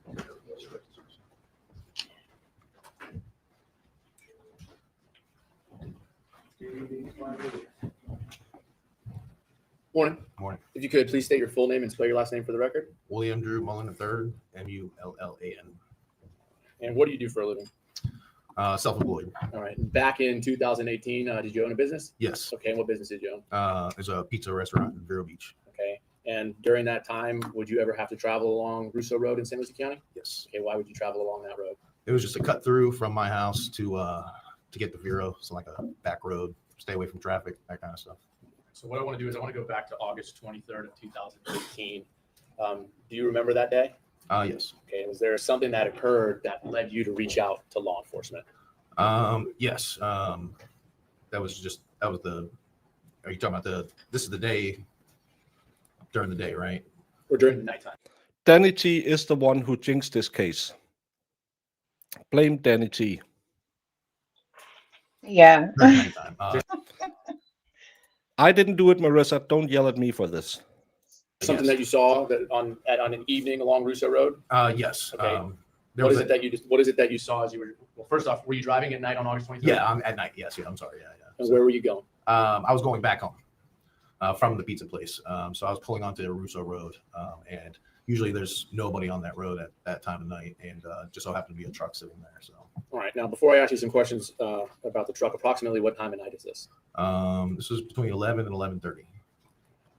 And if you could describe for the jury, you're turning down Russo Road. Yes. Describe for them what you see. If there is a vehicle, describe the vehicle. What do you see it doing? Yeah. So as soon as I turned on the road, it was dark, and then all of a sudden, lights popped on. So it was probably about 150 yards down the road. So I thought that was very suspicious. So I started coming towards the vehicle, and that vehicle started coming towards me. I noticed it was a truck, and it was kind of creeping towards me. It was a silver or gray truck, like a big truck, like a full-size truck, and it was like a clean truck. I noticed it had like shiny, like kind of chrome, like rims and pieces on the truck and whatnot. And then I just passed by the truck. So dark tint windows. And you described something happening with the lights when you saw the truck? Yeah, as soon as I pulled on the road, it was like the fog lights had popped on right away. So which I thought was suspicious, because instead of turning on all your lights, it was like fog lights. I feel like a lower light, so. And that's my next question. So you described it as fog lights. Where would those lights be on the truck that you saw? More down towards the bottom. So that's why I thought it was suspicious. It wasn't like your normal headlight that popped on.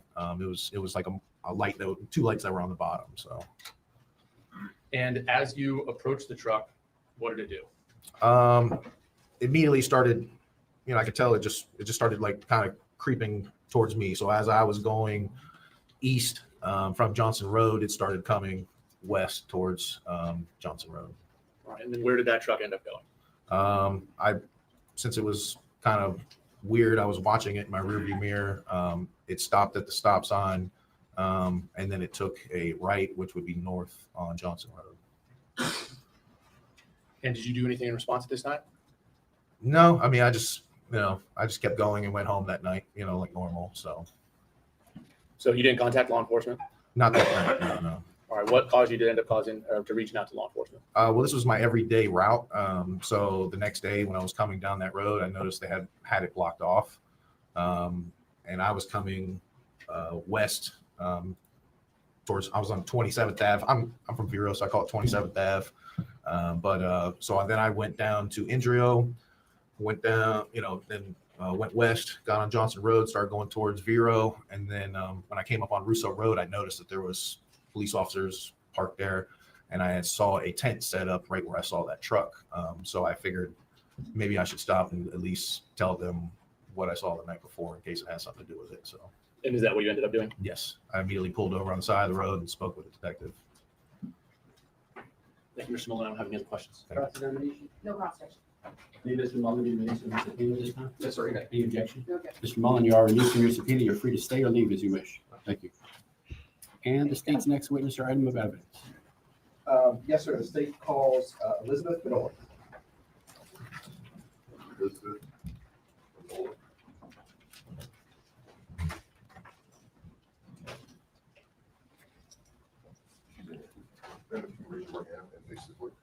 Who is it he looks like? A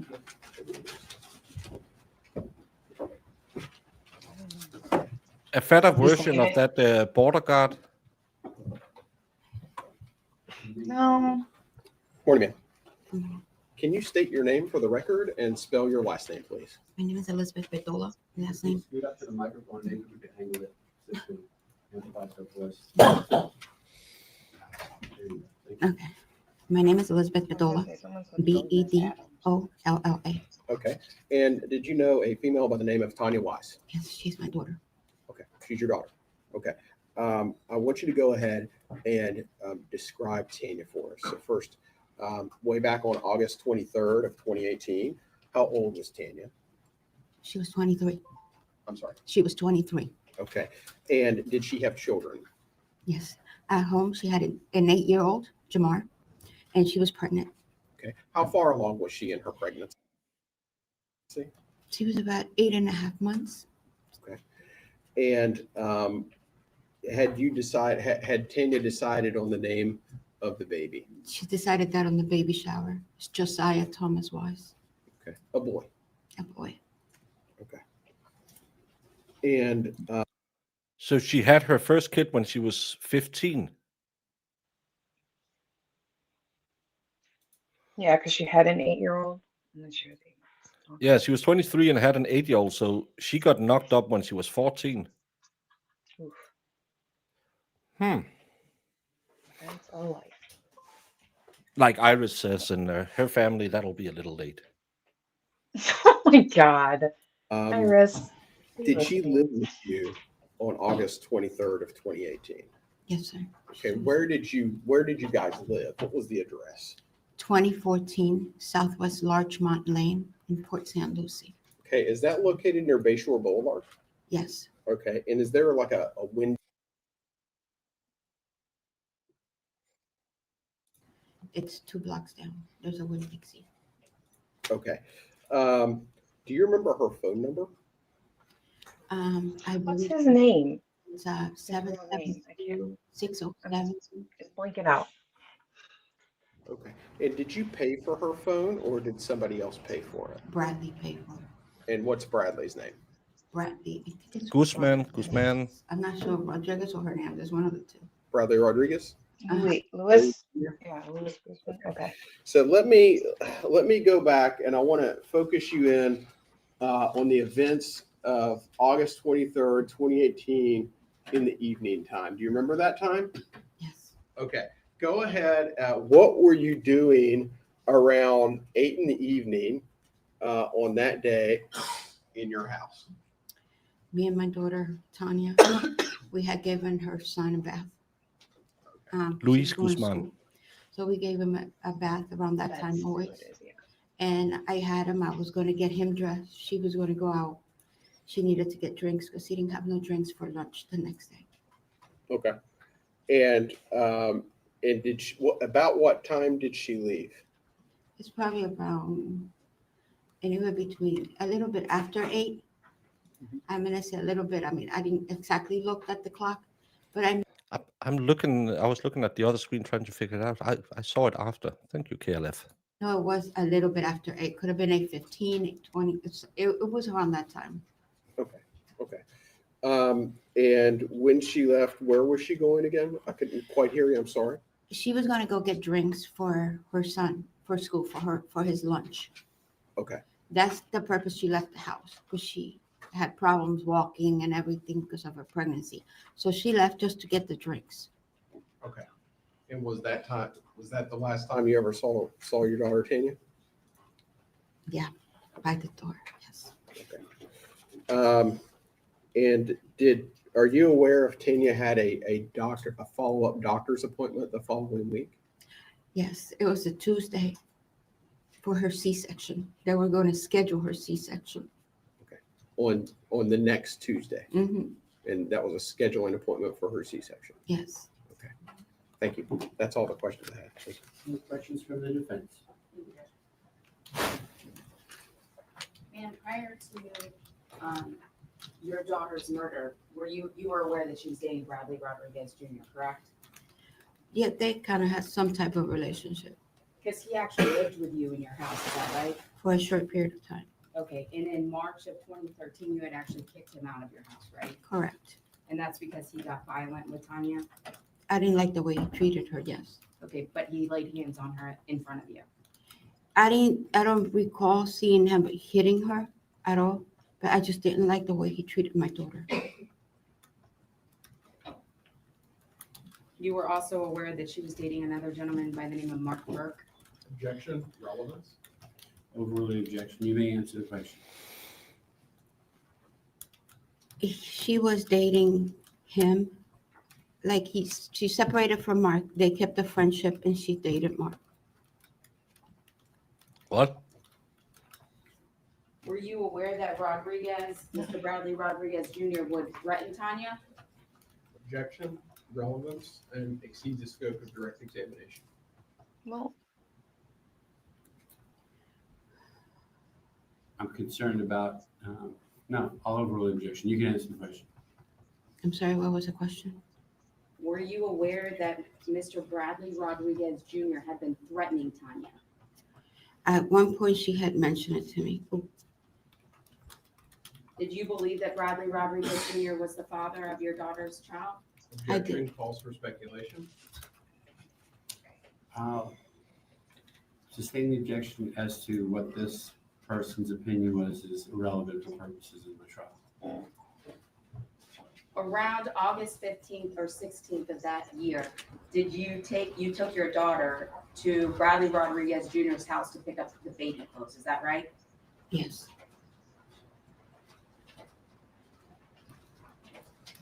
And you told law enforcement that Mr. Burke actually was also abusive with your daughter, right?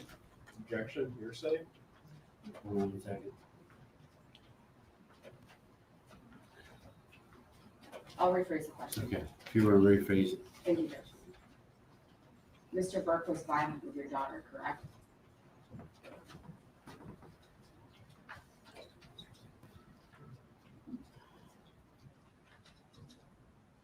I think he was.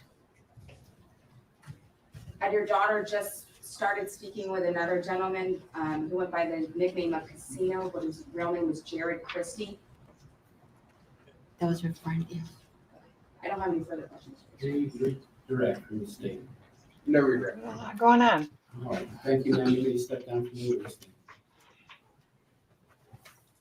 And the state's next. I didn't get it because she said they ended a relationship, stayed friends, and was dating. She broke off a relationship with Mark, but they stayed friends and was dating. That's too complicated for my little pea brain to figure out what that means. No one stays friends after dating. No, but why are you dating if you broke up, Jamie? That's I kind know. of the opposite of breaking up. It makes no Well, sense. maybe dating was code word for just banging. I don't know. Bridget, this is what defense attorneys do, and that's kind of their job. I mean, they have to. They have to bring that stuff out. You can't, unfortunately. They can't sit there and say, well, she was an angel and he did it, right? That Yeah. doesn't work as a defense. And I love Dave's text to speak. What did I miss? Question mark. He guilty? Question mark. Oh my God. You missed exclamation point. Nothing. Witness or item of evidence. Yes, sir. The people of the state of Florida call Dr. Linda O'Neill. Yeah, but she said Mark, and that's the same guy she broke up with. And Gomez isn't named Mark.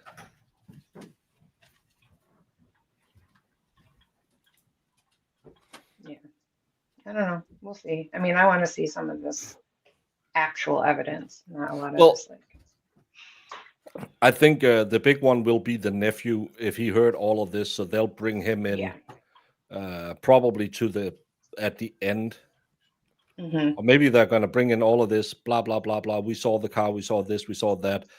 Then bring him in and then have law enforcement come in and give them the physical evidence. Yeah. I didn't get it. Who is Gomez? Gomez is the defendant. Because he looks like Luis Guzman in Wednesday. Can I just say, Jenna Ortega used to be a beautiful young woman. She did something to her face. I don't know if she took bleached her Ozempic eyebrows or something. I don't know if she took Ozempic or got those cheek implants like Amber Heard. But she changed and it doesn't look that good. I feel so sorry for the young women in Hollywood who either do the Ozempic and just fuck their bodies up or do those implants that look like shit.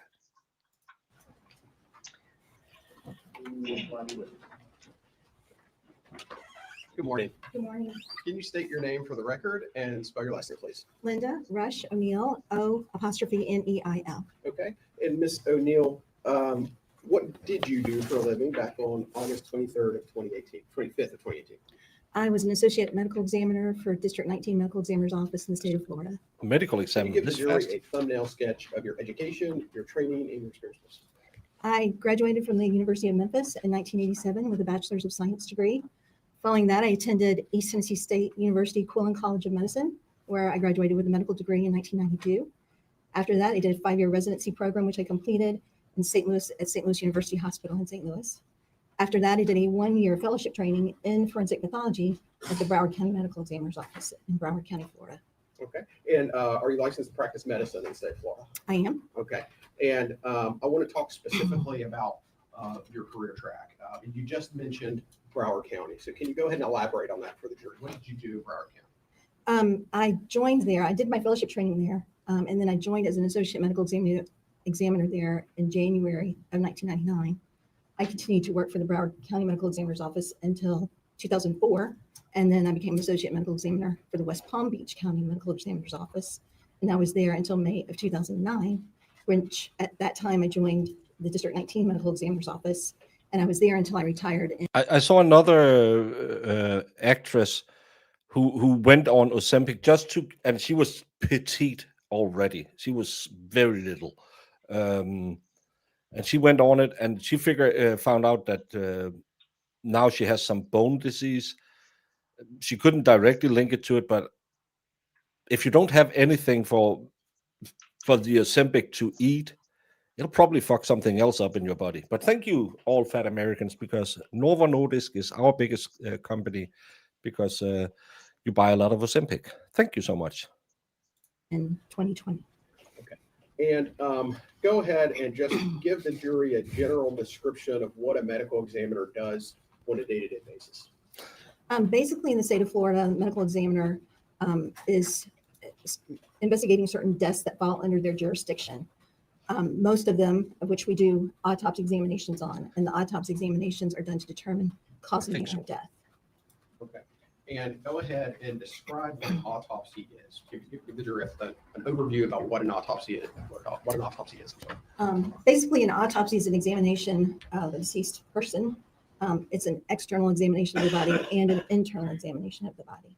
The external examination of the body is not only just the characteristics of the body, female, male, height, weight, also whatever's on the body, be clothing or anything else that you would find on the body. Evidence would be collected from the body. Then there would be documentation of injuries or any other kind of abnormalities on the external part of the body. So, Photographs would be taken during all these parts of the autopsy examination. Sometimes x-rays are taken prior to the internal examination. And then an internal examination is done in which the chest cavity is open, the abdominal cavity is open, the cranial cavity is open, and all the organs inside those cavities are taken out and examined. Okay. And approximately how many autopsies have you performed in your entire career? I don't remember the exact count, but when I retired, it was over 5,000. Okay. And have you ever testified in circuit court regarding your findings from an autopsy? I have Approximately how many times? over 100 times. Okay. I don't have an exact number. And were you working on August 25th of 2018? I was. Okay. And what were you doing that day? That day on August 25th of 2018, I became involved with the case of Tania Wise and did an autopsy examination on her that morning. Okay. And what materials did you review in order to form your opinions in this case? You mean just recently or at the time? Yes, ma'am. Well, obviously all the findings of the medical examiner's office, any information that would be given to me by law enforcement or their personnel, laboratory findings, because we do other things like toxicology analysis and microscopic examinations. We did an x-ray examinations on her body. So all of those would have been involved in determining cause and manner of death. Okay, thank you. And you mentioned a toxicology test. Yes, Was it, we'll start there. Was a toxicology test performed on Tanya Wise? yes. Okay, go ahead and first explain what the toxicology test is and what it's testing for. During the autopsy examination, we take blood and other body fluids. Those are sent to a laboratory that does the toxicology testing. They test for, they do drug screen and alcohol screen, testing for the presence of those in the body. And that was done in this case. Okay, and what were the results? The results in this case, I took heart blood from her body, and the heart blood showed a level of 0.017 grams per deciliter of ethanol. Also, at the time of the autopsy, I took vitreous fluid, which is fluid from the eye, and that was tested and showed no ethanol present in that specimen. Okay, and ethanol is alcohol. Correct. Okay, so can you go ahead and explain to the jury why that number for ethanol is important to them?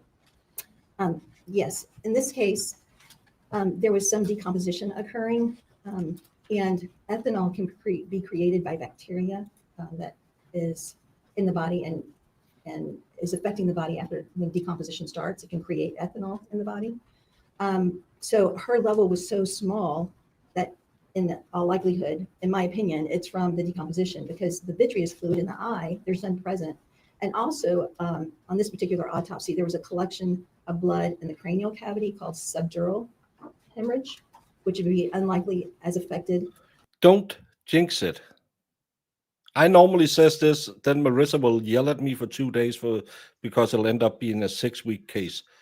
This is going to be a long, long case. Shh.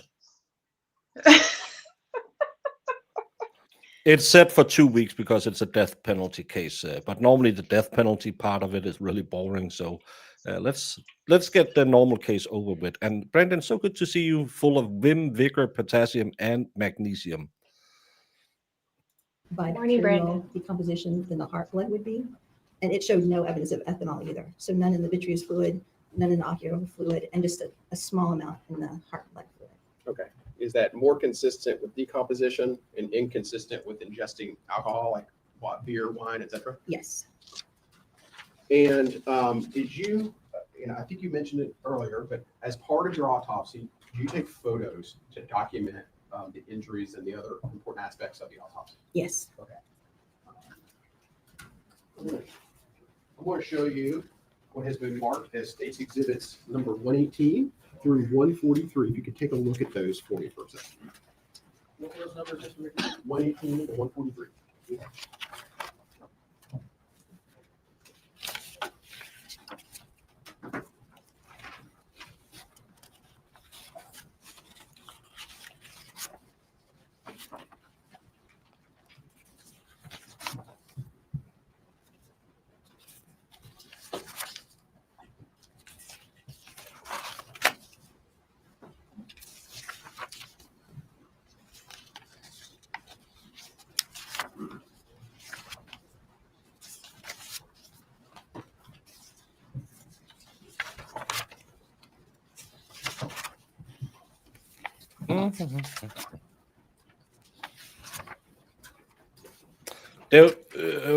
If they're going to watch the autopsy photos, yes, they will see the fetus.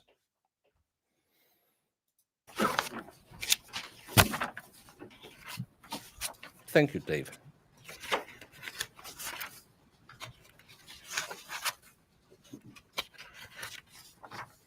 Oh yeah, that was a bad movie. I had nothing to watch, and I turned on Prime, and I thought, I like Ice Cube. Well, I don't think he's a good actor, but I thought, let's see it. And I think I saw 5 These are seconds, and all then I wanted photographs to text from the autopsy Fedorowski and say, examination. what in all hell was this movie? Like rated like the worst movie of the Depictions year. of the autopsy that you performed on Tanya Wise and her baby Josiah. Yes. Your Honor, the state moves into evidence 118 to 143. Any objection? No objection. Those items will come into evidence without objection. And permission to publish. You may. Okay, so here we're looking at exhibit number 118. Go ahead and just briefly describe what we're looking at here, Dr. This is an initial photograph. This is how she was at the medical examiner's office before we started any of the examination. So it's an initial photograph showing her at the medical examiner's office. Okay, and is it part of your process for every autopsy to take photographs like this where the victim comes in or the body comes in and you take initial photographs without unclothing them first? Yes. Okay, and let's advance to exhibit number 119. And same question, what are we looking at here? This is an identification photograph. This is taken after the body is cleaned, so we can get a good picture of the face for identification. Okay, and I first noticed there's some red marks on her face and shoulders and chest and arms. Can you explain to the jury what that is? One of the things that happens after we die is the postmortem settling of the blood, which is called livor mortis or lividity. When we die, our blood stops moving in our body and it will settle to the dependent area by gravity. So if you're on your back, it can settle on the back. If you're lying face down, it could settle on the front of the body. And for a period of time, that can move. Like for a period of time, if someone was on their face and moved over to their back, the lividity can move to the back and vice versa, or in any other way that gravity is affecting the body. But after a certain amount of time, that lividity becomes fixed, which means that it's not going to move when the body moves. So it's fixed in the position of the dependent gravity in a body position. And if we could advance to exhibit number 120, please. Okay, so here we are looking at exhibit number 120. What exactly do you see here, doctor, that's important to you? This is a photograph of a wound on the top of the head. It's on the top of the head, but the posterior aspect, so the top back of the head. You can see there through the head hair, you can see that there is a large wound that's visible. Okay, and exhibit number 121, please. Again, that's a close-up showing that this is a gaping wound, and it's a full thickness gaping wound, because even now, even with head hair there, you can see at the bottom of that photograph skull, you can see visible skull through the margins of the wound. And exhibit number 122, please. This is that same wound. This is after the head hair around it has been shaved, so you can get a better look at the margins of the wound and the tissue involving the wound. And then again, you can see the skull through the base of that laceration. Okay. Okay, so yeah, we're looking at exhibit 122 here. Okay, so tell us about this wound, doctor. Can you go into more detail about that wound? First of all, what do you believe caused it, and what were the consequences from it? Well, this type of wound is a blunt trauma injury, meaning that it's a forceful blow to the body. Blunt trauma injuries include bruises or contusions. It includes abrasions, scraping of skin. It includes lacerations, which is kind of a crush and tear injury of the skin. And fractures are also common blunt trauma injuries. In this case, this wound is a full thickness laceration or blunt force trauma. And there is fracture of the skull too underlying this. So this is a full thickness laceration, full thickness blunt force injury, which would have been a very forceful blow with some type of heavy object. I can't say specifically what that object was. Is this something that could have been caused by human hands, or does it require something heavier and more substantial? I cannot think of a That's why you should follow me on the Twitch or Discord, where I notify every time we go live, almost. way that this could have. This is the medical examiner.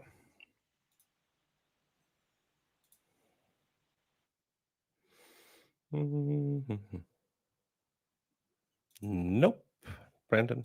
Been caused by a human hand. Okay. So when you say a heavy object, can you elaborate on that? Objection, Judge Costa speculation.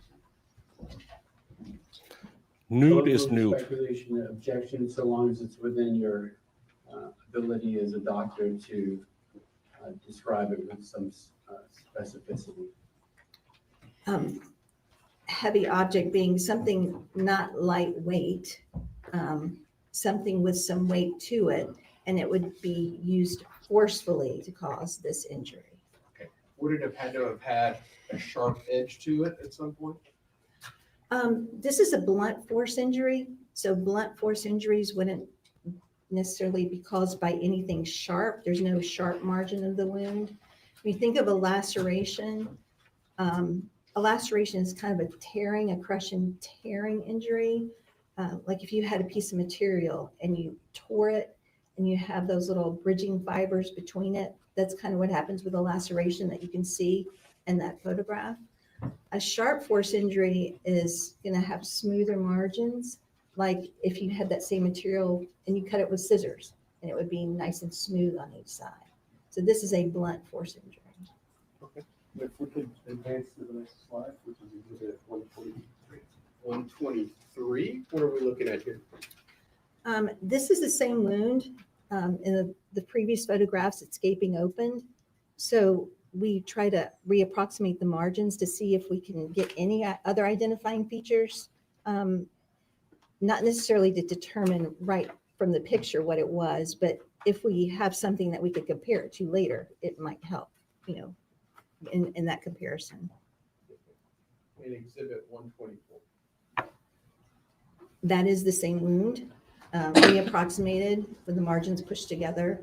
You can see there's some perpendicular lacerations extending from the margins of the wound. Okay. And how long was this wound? The wound was 9 centimeters in length, which is approximately 3.5 inches. And go ahead and describe the consequences of this wound. What condition did you see?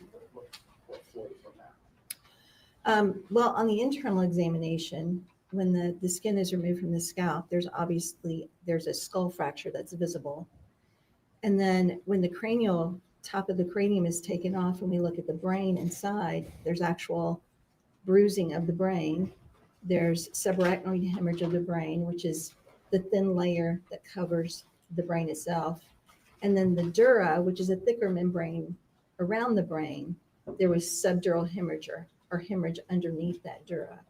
So it not only affected the skin and the skull, it also affected the brain. Okay. And when you say subdural hemorrhage, what exactly does that mean? That means that there's collection of blood, that there was bleeding inside the cranial cavity that collected in the subdural space. Okay. And you also used the word that I have the same question for, subarachnoid hemorrhage. What is that? The arachnoid layer is a very thin, translucent tissue that covers the external part of the brain. And so it would be hemorrhage underneath that layer. And you indicated that there was a skull fracture present as well? Correct. Okay, can you describe that for the jury? The skull fracture starts at the point where you see this laceration, and it curves around to the left side of the skull, the left parietal and frontal region of the skull. So it's a linear fracture extending from the point of the blow. And is there also cerebral edema Yes. present? Can you explain to the jury what that is? When the brain undergoes trauma like this, one of the things that quickly happens is the brain swells because of the injury. So cerebral edema is swelling of the brain.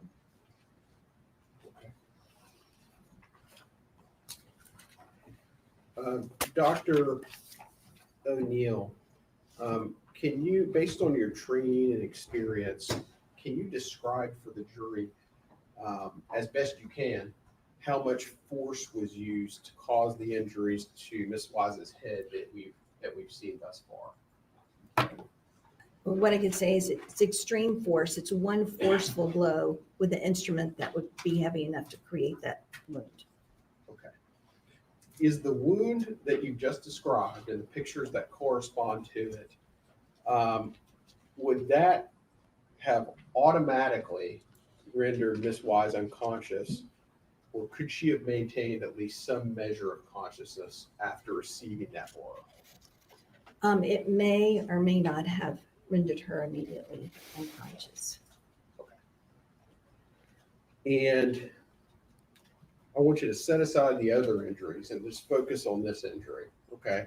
If we set aside those injuries, is this head wound, is this head injury sufficient by itself to cause death, assuming that there's no immediate medical attention that Miss Wise could have received? Yes, this one could have caused death. Okay. Now, as we're sitting here, you've just described the injury. We've seen the photos. Let me ask you this. Did Miss Wise feel a high degree of pain as a result of this injury? Objection, speculation. That's a stupid question. You didn't need that. Yeah. You just showed them pictures of her skull busted open. They don't need to know if she felt a high level of pain. So, and I don't know if a defendant taking notes is a bad look. It's weird to me sometimes when the defendant does it.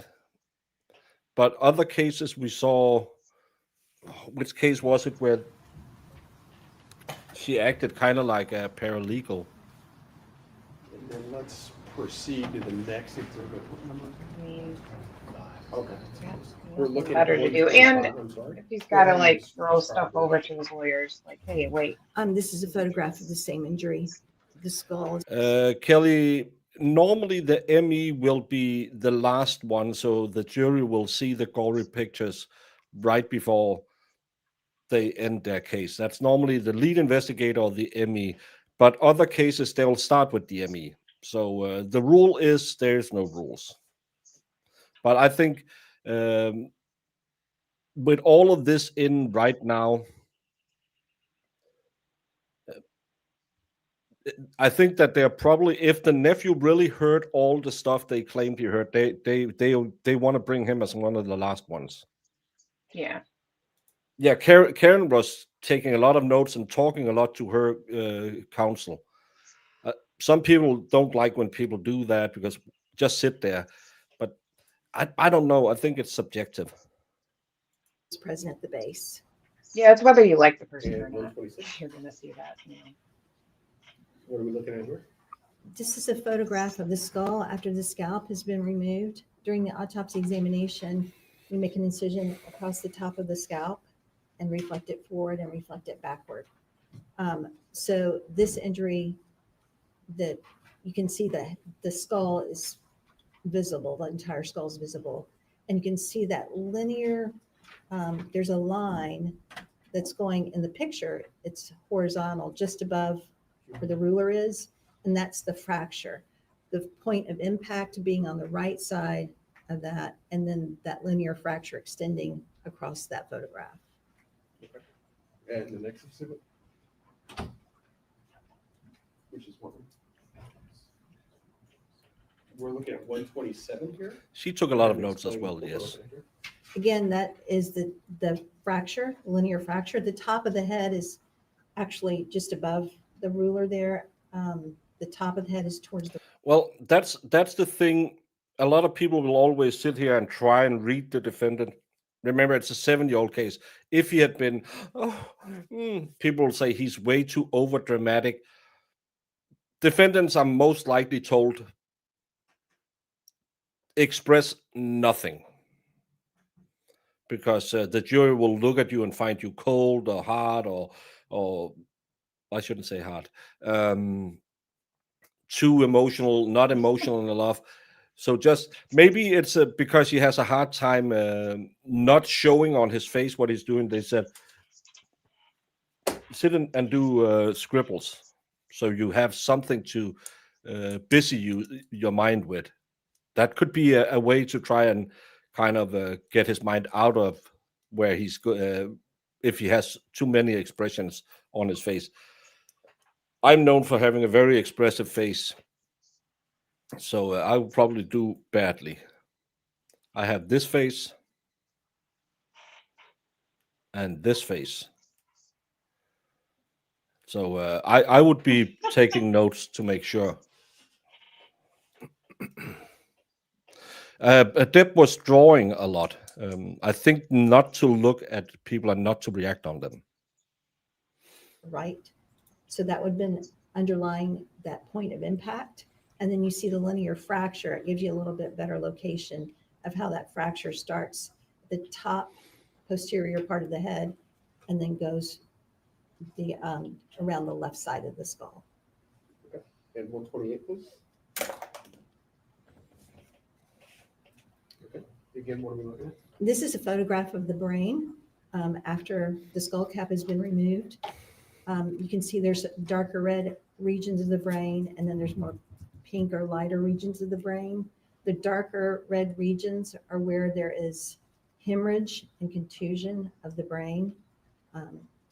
And that would be, there's a little thin translucent membrane. That's the subarachnoid membrane that we were talking about. And you can see that there's hemorrhage underneath that. And the next exhibit, which is 129. Okay, so let's transition from the head injury to other injuries of the body. What were the locations on the body that you observed additional injuries? There was a large incised wound that extends from the front of the neck to the back of the neck. And then in this photograph, you see a smaller incised wound, which is on the left clavicular region of the body. So just near the left clavicle. That's an incised wound. That's a sharp wound. If you look at the margins of that wound, you see they're nice and smooth. So it's caused by something that's sharp. I believe we're looking at 129 here. And go ahead and I believe you said this was on the clavicle? In the clavicular region of, yes. Okay. And how deep and long was this wound? This one was 2 centimeters in length and 0.5 centimeters in depth.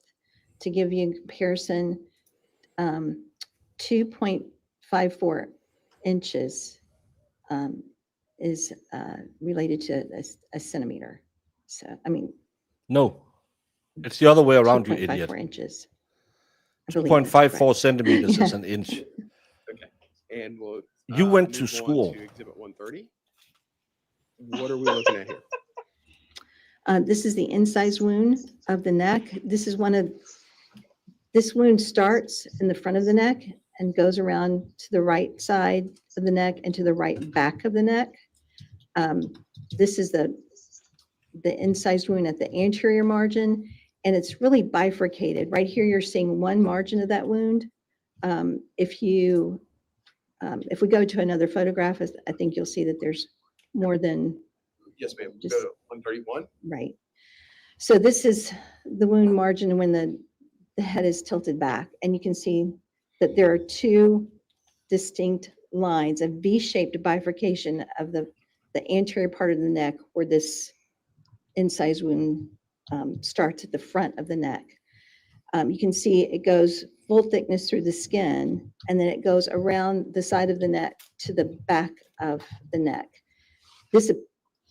In this case, there are 2 wound tracts that merge. So there's 2 incised wounds that merge into one wound tract. Meaning that there were 2 wounds, not one. This is not one continuous wound. This is 2. 2, yes. And can you explain and describe for the jury how long each wound was, as well as the depth? Yes. I believe I said it backwards before. So an inch is 2.54 centimeters, to give you, I think I said it backwards last time. Yeah. But this wound in centimeters was 19 centimeters in length. And in inches, that would be 7.5 inches in length. And the depth. The depth of the wound ranged from in the deepest part of that wound, it went to 1 1/2 inches. And in other areas is 1 1/4 inches in depth. Okay. At any point along that wound, did it approach or even touch the neck bone or any bone in the neck?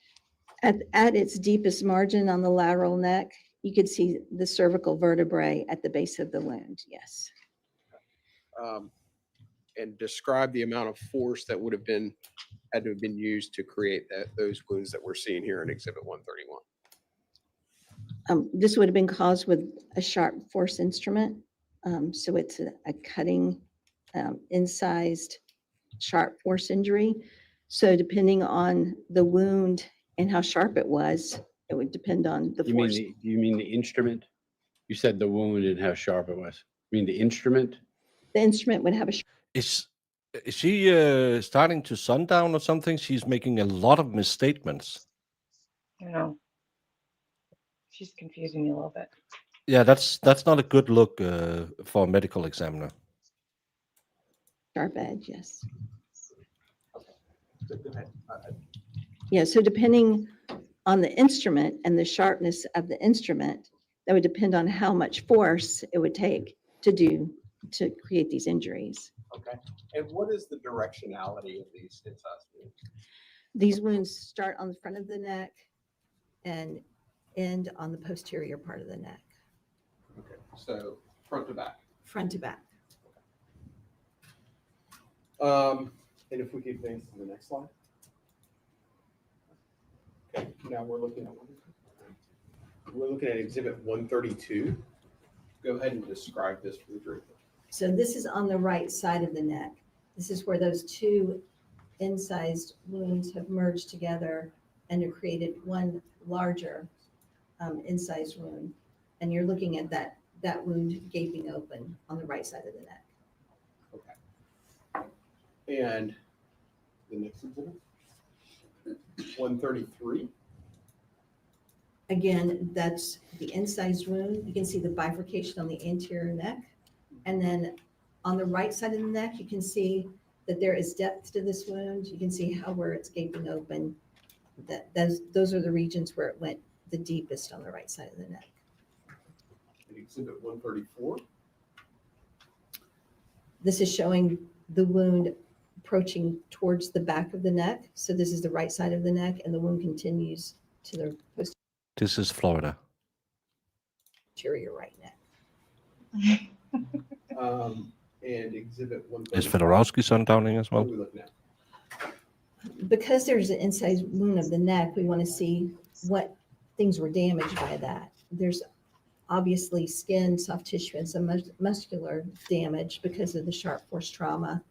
But also we're looking at the vessels, what vessels would have been affected in the neck. In this photograph, you can see the forceps is holding up. This is the external right jugular vein that's completely transected. You can see the hole underneath the forceps, where the forceps holding it open. That's the jugular vein incised open. Okay. And just a little bit more detail. What is the purpose, or what does the jugular vein do? The external jugular vein, it drains blood from our scalp and face. It's draining it from our head in those regions and taking it back to the heart. Okay.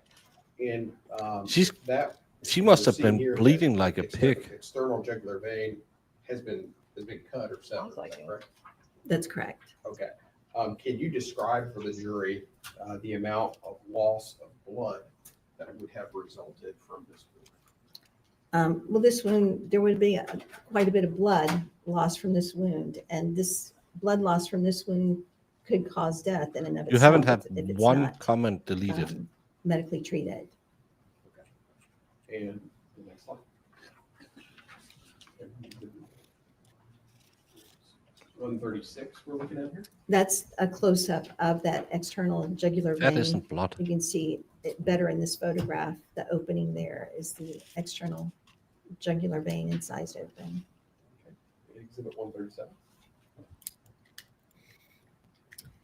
And this is the posterior neck. So you can see that this incised wound goes all the way around from the front of the neck, the right side of the neck, to the back of the neck.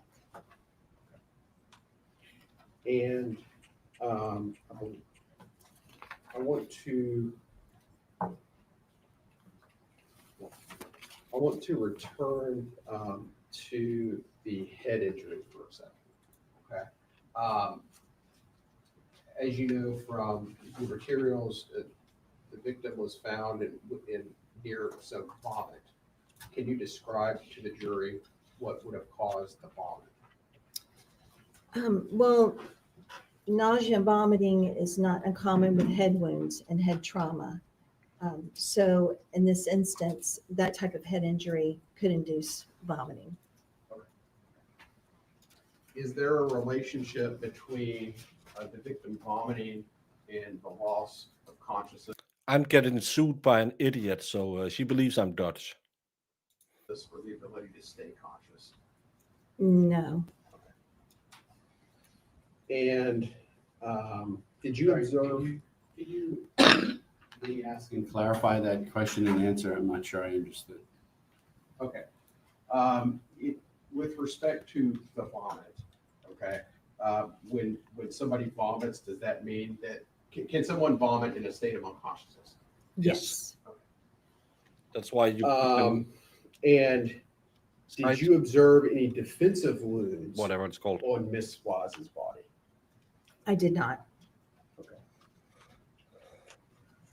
And based on the materials that you've read and your overall understanding of the case, based on your examination and your photographs and everything that you've described, can you tell the jury what can you tell the jury about the time of death in this case? Time of death is it's a very difficult thing to determine. There are very factors that we look at to see if we can narrow down a time frame. Basically, when we're looking at time of death, in a case like this where a body is found outside, we start with the window that's the easiest, which is when do we know they were last alive? When can we verify they were alive? And then when were they found? So that's the time frame we start with. As far as I recall, I believe she was last known to be alive around 8 o'clock the night prior. And then she's seen by a passerby close to 11 o'clock in the morning the next day. So that's our time frame window. And then we look at other factors of the body to see if we can make any determination of anything that we can narrow that down. One of the things that we look at is the stiffening of the body. Stiffening or rigidity or rigor mortis is when the body, after someone dies, because of reactions that are happening in the muscle fibers of the body is first flaccid, then it becomes stiff, fully stiff for a certain period of time. And then This is like Saturday night at Zach's house. Why is it like Saturday? Because it starts out flaccid and then it gets stiff for a while and then it gets flaccid again. Oh my Lord. that stiffness goes away. Typically, and under normal circumstances, that rigidity, it would take approximately 12 hours for it to become really full. So a person is really fully stiff. Then it would stay about 12 hours. Again, just like at the Zach's house, he goes into the wife and says, "You want something tonight? Because then I need starting popping some pills." 12 hours. And then after that, it would go away in 12 hours. So in about 36 hours, they've gone through the whole range. She was seen there at 10:53. Investigator from our office was at this.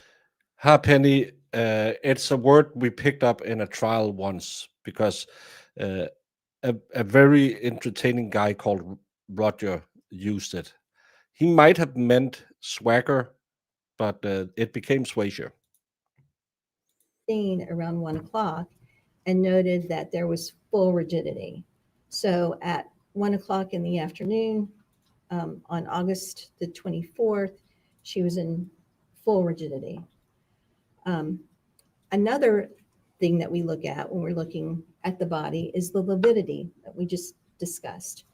The lividity is the pooling of the blood. The blood goes to where the lowest point that gravity is taking it, and it will stay there. And if it stays there and the body's not moved, it becomes fixed. In other words, even if we move the body after that, that lividity is not going to move. That usually takes somewhere between 8 and 12 hours. So in her case, at 1 o'clock, the investigator's there, she's moved, and her lividity is on the interior part of the body. So the next day, when I do the examination of the body, it's still on the interior part of the body, which means it was fixed there. So at 1 o'clock in the afternoon, that was fixed. So if we look at those time frames, assuming, that the rigidity is there at 1 o'clock and the lividity is fixed at 1 o'clock, it could be at least 12 hours from the time of her death, and it can be longer, up to 24, which we know it wasn't that long because we know that she was alive. Before you continue on with your examination, ladies and gentlemen, we're going to take our mid-morning bathroom break for 10 minutes. Please remember, leave your notes on your chairs. Do not discuss the case with each other. Please proceed to the jury room. Feel free to use the restroom, and we'll be with you in about 10 minutes.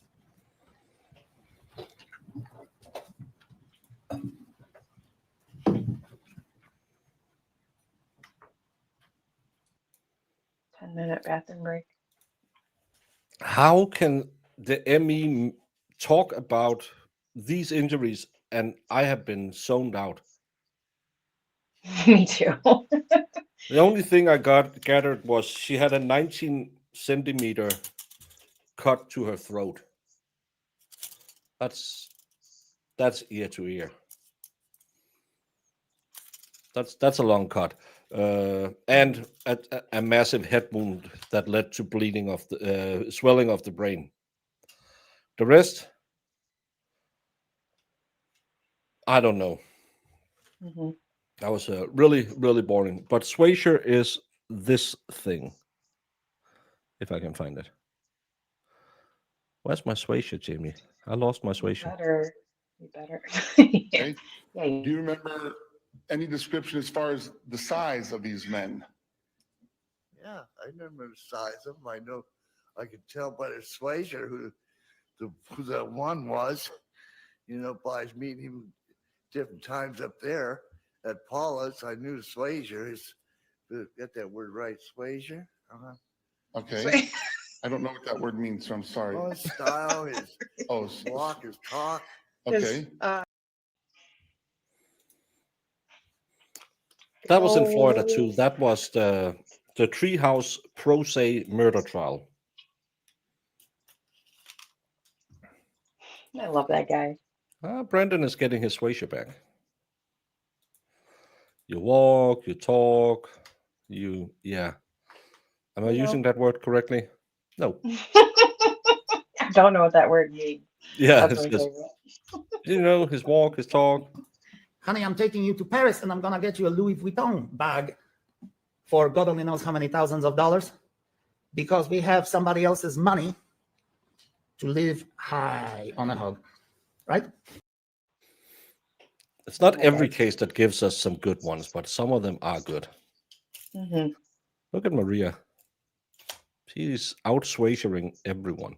Wow. She has got a high amount of Swazier on a Monday. Yeah.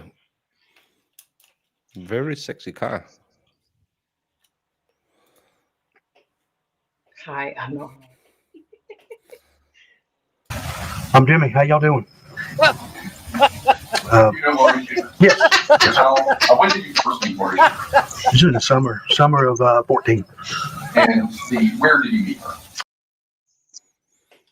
Good old Jimmy. Good old Jimmy.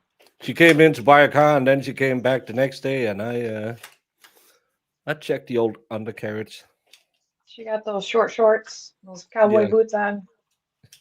She did her best Daisy Duke impression. Oh, felt like someone jumped up my undercarriage. She was a horrible actress, James. Jamie, did you watch that movie? The one with Jessica Simpson? Yeah, no. I'm Oh, not a she's a fan. horrible actress. She really is. Felt like something jumped up my undercarriage.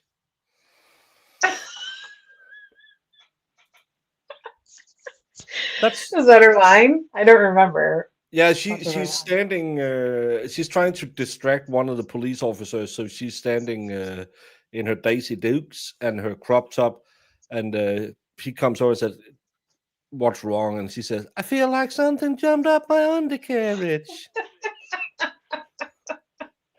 I hate it already. It's a horrible movie. I don't like Johnny Knoxville. Never really been into all of that. Hey, let's get her to get some views. And Sean William Scott is pretty good in the first two American Pies. He's probably the best part of Welcome to the Jungle, but he hasn't had many good roles either.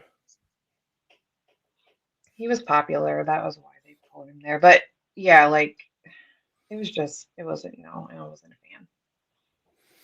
So she Seen it was one knocked out by. time, and that was it. So she was knocked out by the blow to the head. Then someone slashed her neck. Yes, probably that way. I don't think you would start out slashing the neck and then punching them in the back of the head. So I think that's how it was. So he's trying to say swagger. No, you have to understand. Roger went to Florida in the 80s, cut grass on golf courses, and in his free time he drank light beer and smoked crack. He doesn't touch the devil's letters. So that's why he's keeping so well. I don't think he knows what many words means, but he cuts those golf courses and then he smokes crack. So he didn't do a lot of schooling.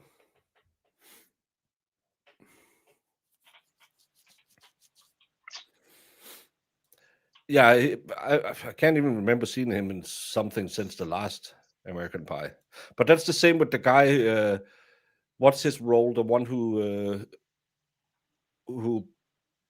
ejaculated early because of Nadia. He was in. He was the the boyfriend. main guy. In Orange Is the New Black. I don't like him as an actor. No. Jessica Simpson has zero singing talent. She has more singing talent than she has acting talent. Mhm. So negative something as an actor. There's a lot of high Swayze. Even Brandon is in the positive today. Yeah, it's a good Swayze day. Yeah. Jason Biggs. I didn't like it. He was horrible in Orange Is the New Black as well. I don't like it. He has a J pass. Well, I don't know what that is. I want a J pass. What's a J pass? Oh. It's something, Brandon. Do you want to know? No, I don't know why I ask questions. Yeah. Stifler's mom peaked in White Lotus. I haven't watched White Lotus, so I don't know. I don't know what that is either. Kristen Adams has 63% Swayze only. Could have been better. Ooh. Oh. Not everyone is having a good Monday. We're getting some low ballers in here now, Jamie. At least it's not 0. No. Who was it? Brandon who had 0 or was it Zach? I think it was I think Brandon had a 0 at one point, and Lefty did for sure. Oh yeah, Brandon and Lefty. They need to stop putting her in commercials immediately. Who? Jessica Simpson? I haven't seen. Well, I don't see her in commercials because we don't really get, and I don't watch commercials, so I don't know. Can you do a test? I can do a test. What test do you want me to do? A pain test? Ow, that hurt.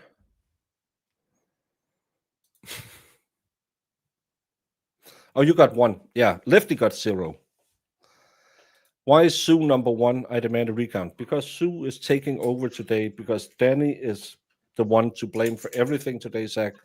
So Sue can take first place.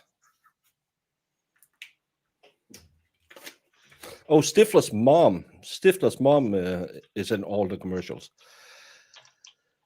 I can't remember her from anything, but she's not a good actress. I watched the Elle Woods movie. Legally Blonde. Yeah, I watched that, and she's a bad actress.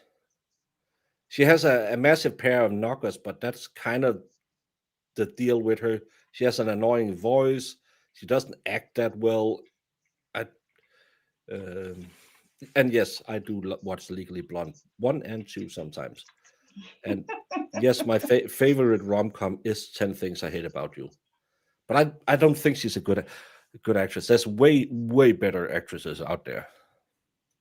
I don't find her funny. She always plays that. The only role where she kind of plays a good character is Stifler's mom, actually, because there she has some power. Normally she's, oh, I'm the bimbo blonde, and I don't feel that's. I like her as Stifler's mom because she's a femme fatale. I feel she can pull that off because she has that deep voice, and in Legally Blonde she's a bimbo, and I don't feel that's right. Maybe it's because I saw her as Stifler's mom first.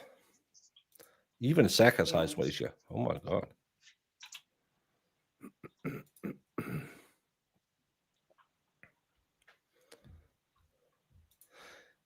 It's a good movie.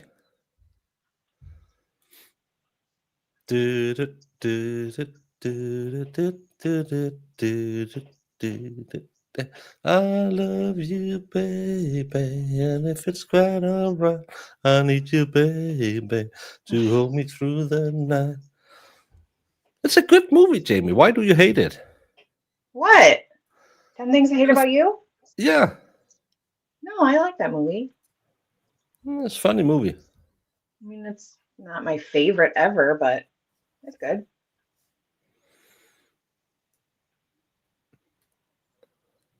Well, we don't know you, and again, a femme fatale can be a negative thing. It could be a lady who's really dangerous. One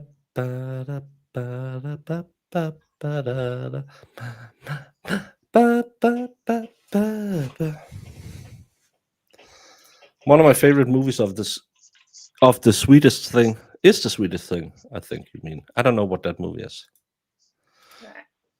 Sounds I familiar. haven't really seen Stifler's mom in much else than White Lotus. I don't watch that kind of stuff she's in.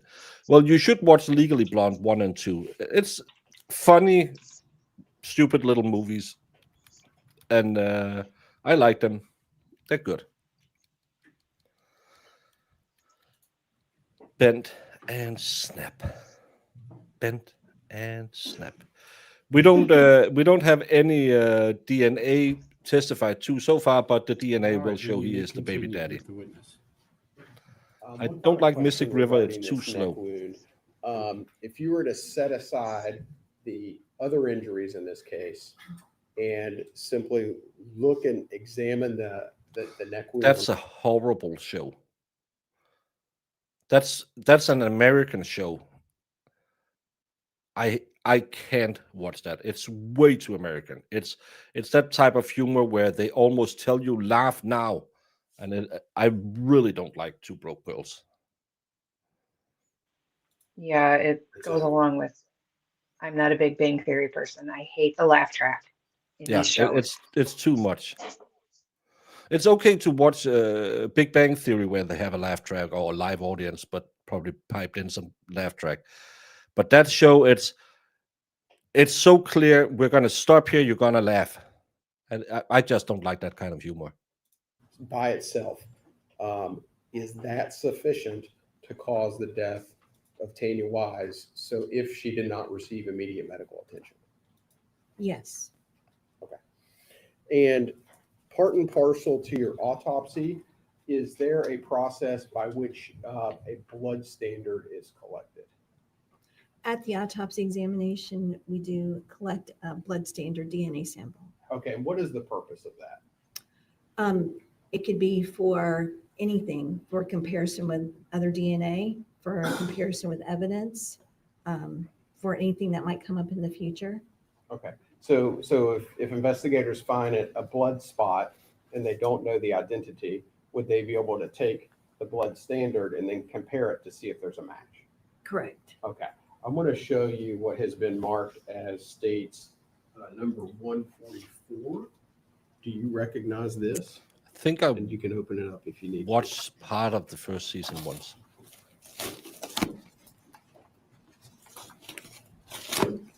I only think I saw the first season of Walking Dead. I never watched Supernatural. So, Arrested Development is a good show. Big Bang Theory is okay funny. It's a good 20 minutes. But you also watch Reisehold. I just finished it yesterday. Great Danish show. This is an envelope that contains post-mortem evidence collection, Tania Wise, her autopsy number, and the date of the autopsy examination are on the envelope, and my initials are signed on this. So this would have been collected at the time of the autopsy. Okay, and is that the blood standard of Tanya Wise? I can't see inside the envelope, but this would be an envelope that would be in. This is a DNA standard envelope. Okay, is the packaging consistent with that being a blood standard of Tanya Wise? Yes. Okay, and are your initials actually on that? Yes. Okay. Does it appear to be in the same or substantially the same condition that it was in when it was collected on August 25th of 2018? There are other initials and other tape on here that have been added since I did this. Sure. So it's been to other places, but the envelope, yes, is in the same type of condition. Yes. Sure. Okay, thank you. Your Honor, the state moves into evidence exhibit number 144.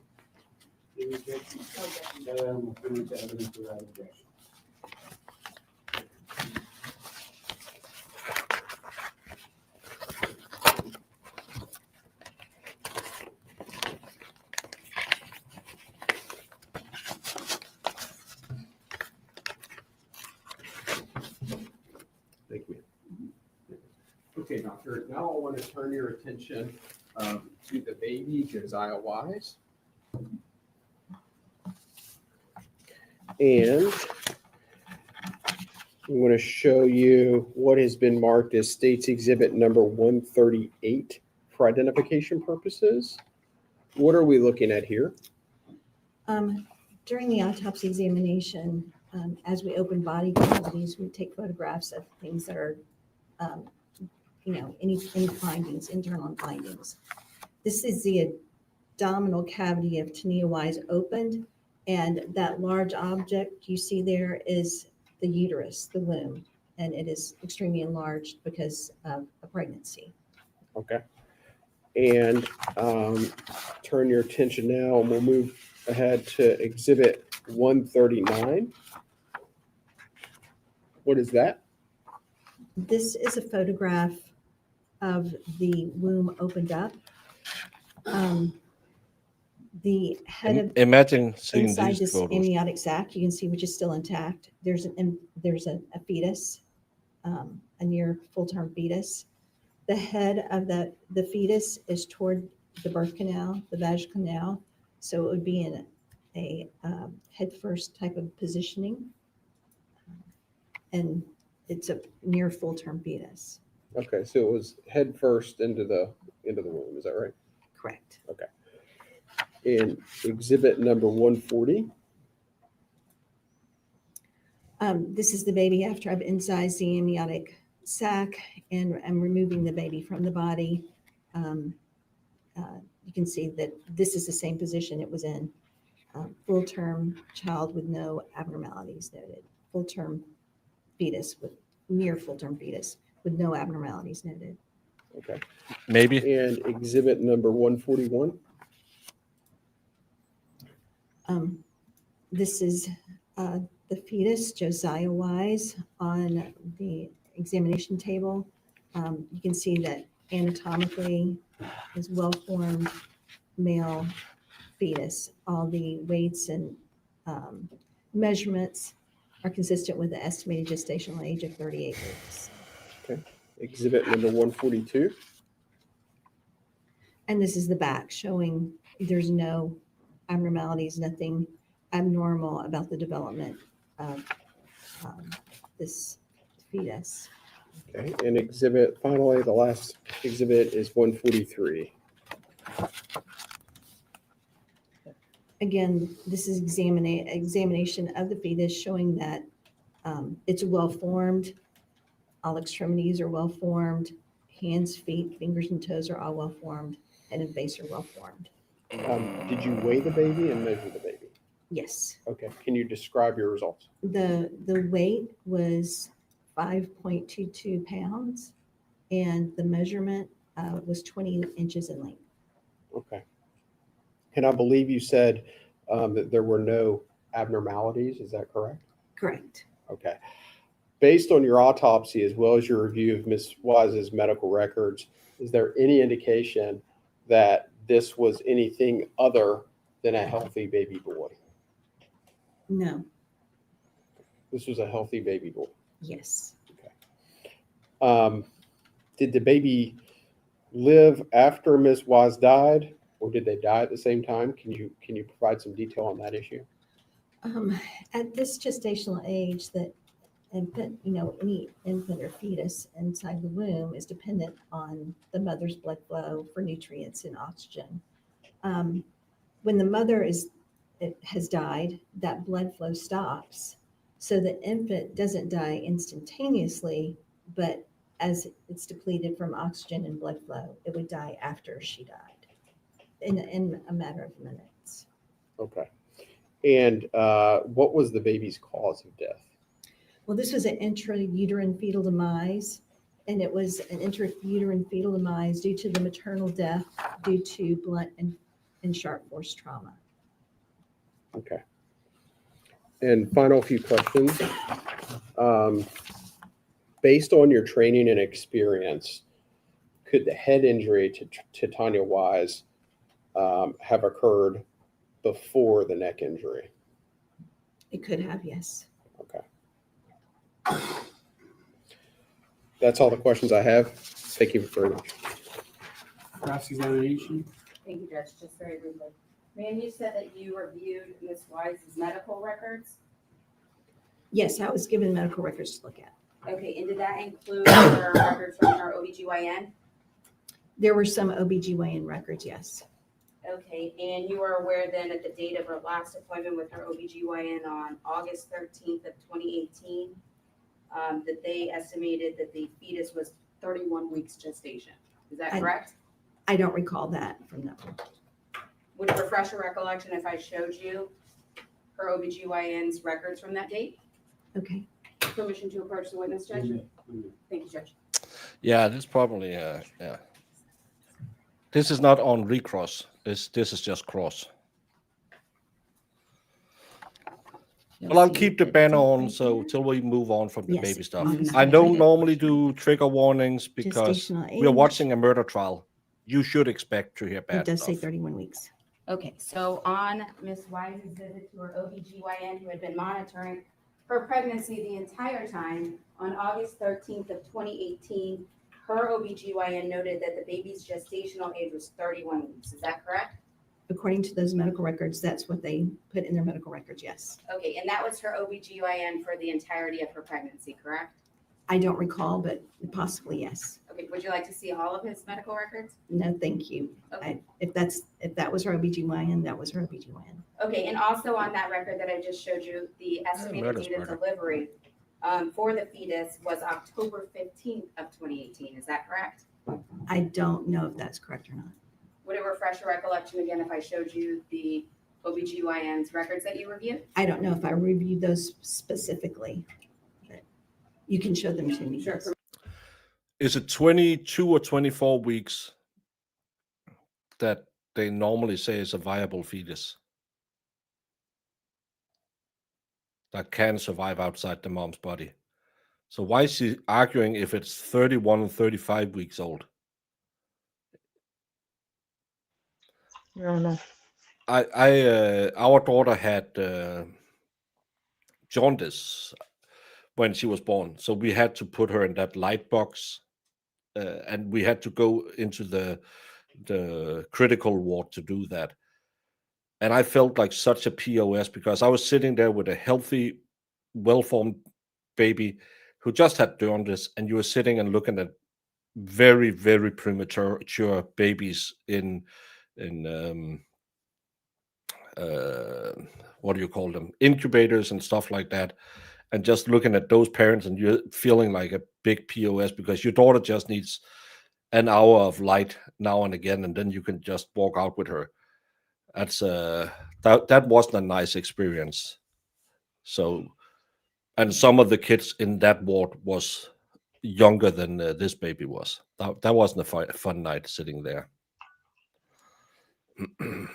24 weeks. Thank you.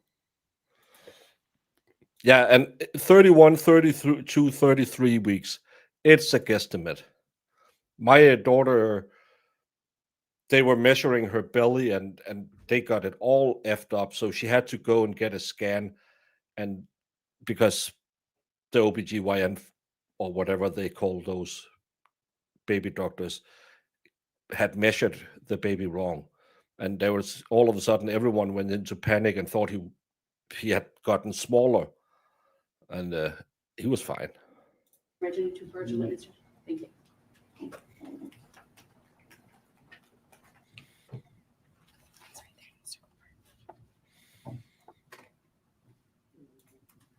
Yes, it just says, it does say 10/15/2018. EDD, estimated date of delivery, correct?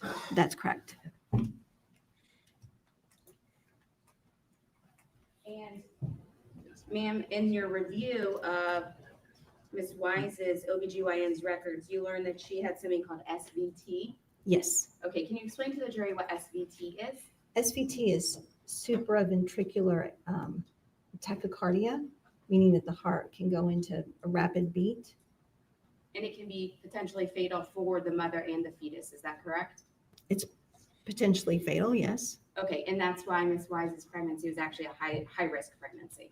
That, along with, I think that she had had a previous C-section also. And just one final question. I think that you said this when you were talking to the state, but there was no independent injury to the fetus, correct? That's correct. No further questions, Judge. Any further questions from the state? The difference in gestational age of the child, does that affect the cause of death for the child? No. No further questions.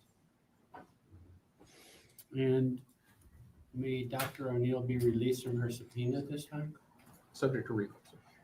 You may step down subject to recall from the attorneys. Please be sure to have a contact number for them to get in touch with you. Ladies and gentlemen, we're going to take our lunch break a little bit early now because the attorneys have some business to attend to outside of your presence to keep the case streamlined. And counsel, if we could get 12:45 suffice, we got done a little bit earlier than I thought. 12:45. So take your lunch break. Don't discuss the case with anyone. Don't do any research whatsoever. Please leave your notes there. Let's aim at 12:45 coming back into session. Thank you.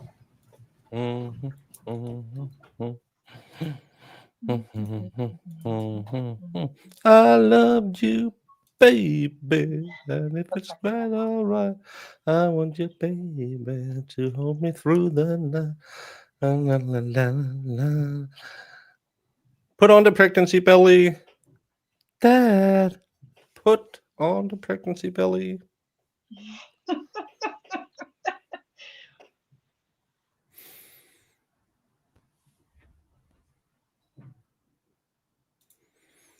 No, it's perfect time for me because it's 5:15. I've been eating earlier because I was watching bicycle races and then streaming later. Before we break, there was that issue that the state mentioned earlier about taking testimony outside the presence of the jury to establish the unavailability of Ms. Lim, I think it was Lim. Yes, sir. Did you want to do that at 12:30 perhaps? I don't know if I can get my witness here in time.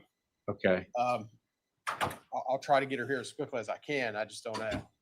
Well, it might be convenient just to, since we got the timer. Yeah. I don't know when you were planning on putting on her testimony. Yeah, either today, we might be able to get to it tomorrow. Okay, so we'll come back at 12:45 then. Okay. We're here.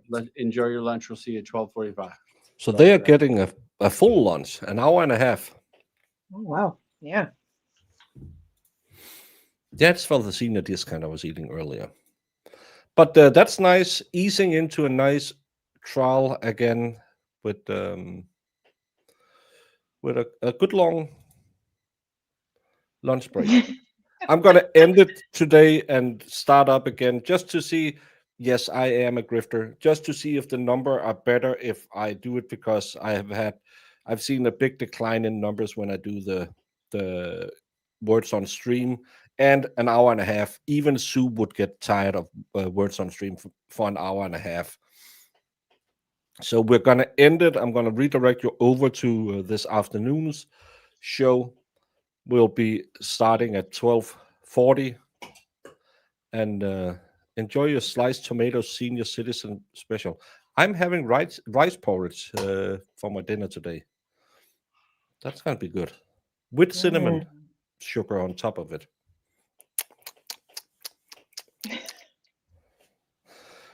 Spire, have a great night, and enjoy the second half when you're at work tomorrow.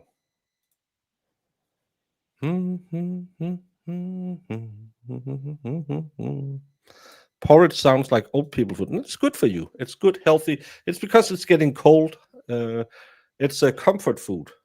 It provides a good warm basic in your base in your stomach. I like, and we eat a lot of rice porridge around Christmas time in Denmark. So I like to have it whenever. And sometimes you take a meatless day. Not that but it's just to switch it up a little bit sometimes.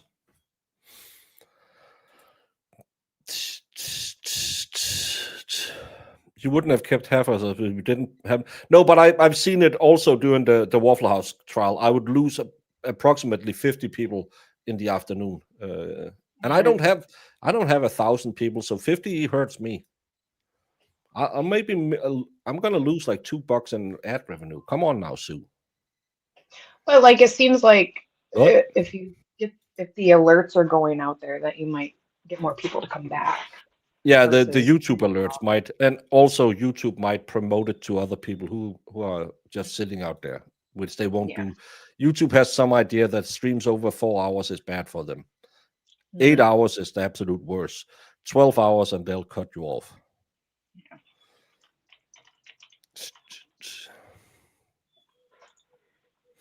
But interesting so far, except that the ME who was talking about the most horrible thing made it boring. But she's off the stand. We're not going to hear about the fetus anymore. And for those of you who might be new, I don't normally put up trigger warnings because we're watching a murder trial. If you expect that nothing bad will happen in a murder trial, you might need to go watch My Little Pony, or I don't know what the young people watch these days, Jamie. Pound puppies. I remember pound puppies. My sister was collecting pound puppies. Isn't there Bluey? There's a Bluey one that my sister's kids watch. Yeah, I hear a lot about that, but I've never seen it. It's kind of funny. Thank you, Clarissa, for becoming a member. You now have the Sue Bird, even though Sue is not to blame today. We don't get work crack. No, I'm sorry, Marissa. We're trying something new. No, I don't hate my OG people, but hey. What happened to your damn member chat? Jamie, will you instruct him? He had his member chat last week. He's constantly... You did. You had it less than a month ago already, sir.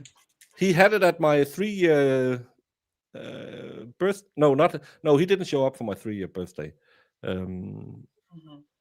But he had it. Was it during the? Yeah, he's always coming in here trying to stir shit. But I know I saw his member chat the other 2 weeks ago, maybe. Yeah, because you called it out specifically. Yeah, and now he's sitting here again and saying, "Well, I never see anything. Nobody ever tells me anything. I don't get anything." Nobody invites me to anything. Sharon loves CT. Thank you. I love cute tomatoes as well. For becoming a member. Your son had a pound puppy. My sister was collecting pound puppies. Like about this size with some long flappy ears. Yeah, they're cuties. And then she Polly Pocket. Oh yeah, Polly Pocket was good. Was a good Yeah. one. She also had My Little Pony. I loved My Little Ponies. Just run a word crack only stream, then start the trial on another stream. Well, it'll be too much set up and set down. And just because I did my night stream, I had to take down my Rumble stream and then put up my Rumble stream. It gets annoying. Mm-hmm. Polly Pocket was the titlets.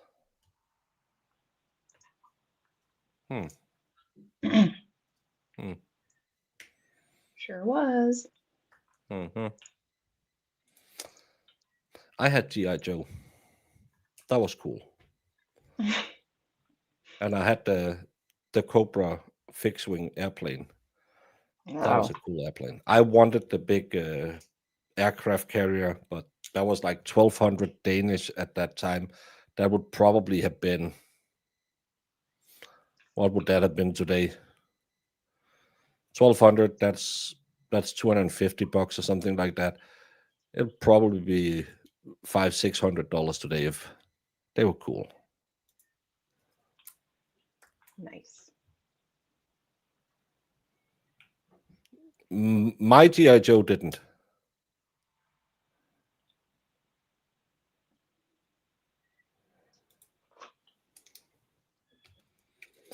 Yep. I heard about my kids. Luckily, were too old for Baby Shark, and they watched. Oh, you probably don't. Do you know Pingu? The penguin? No. No, it's a Polish cartoon.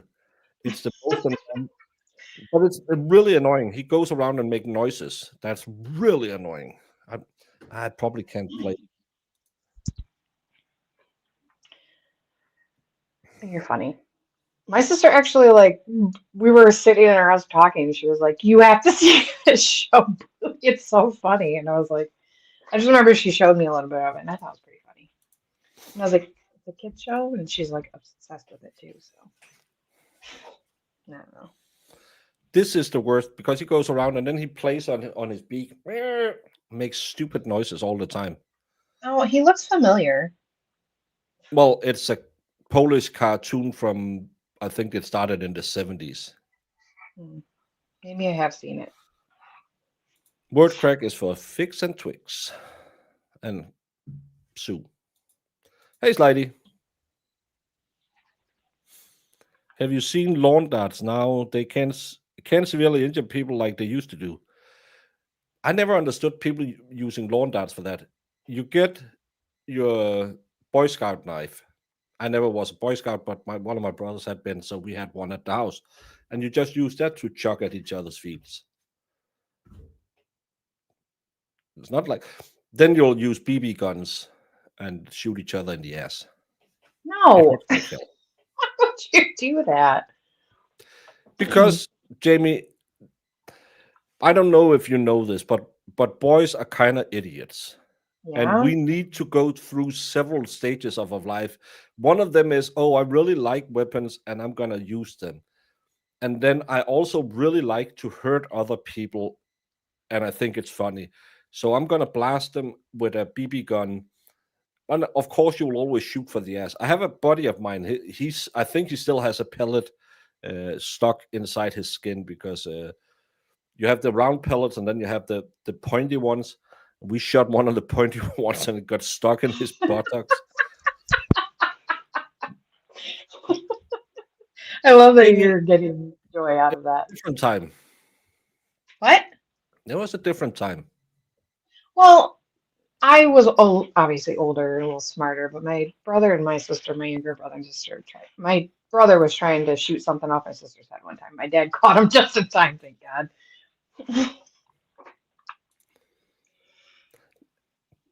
I've never heard about anyone losing a toe.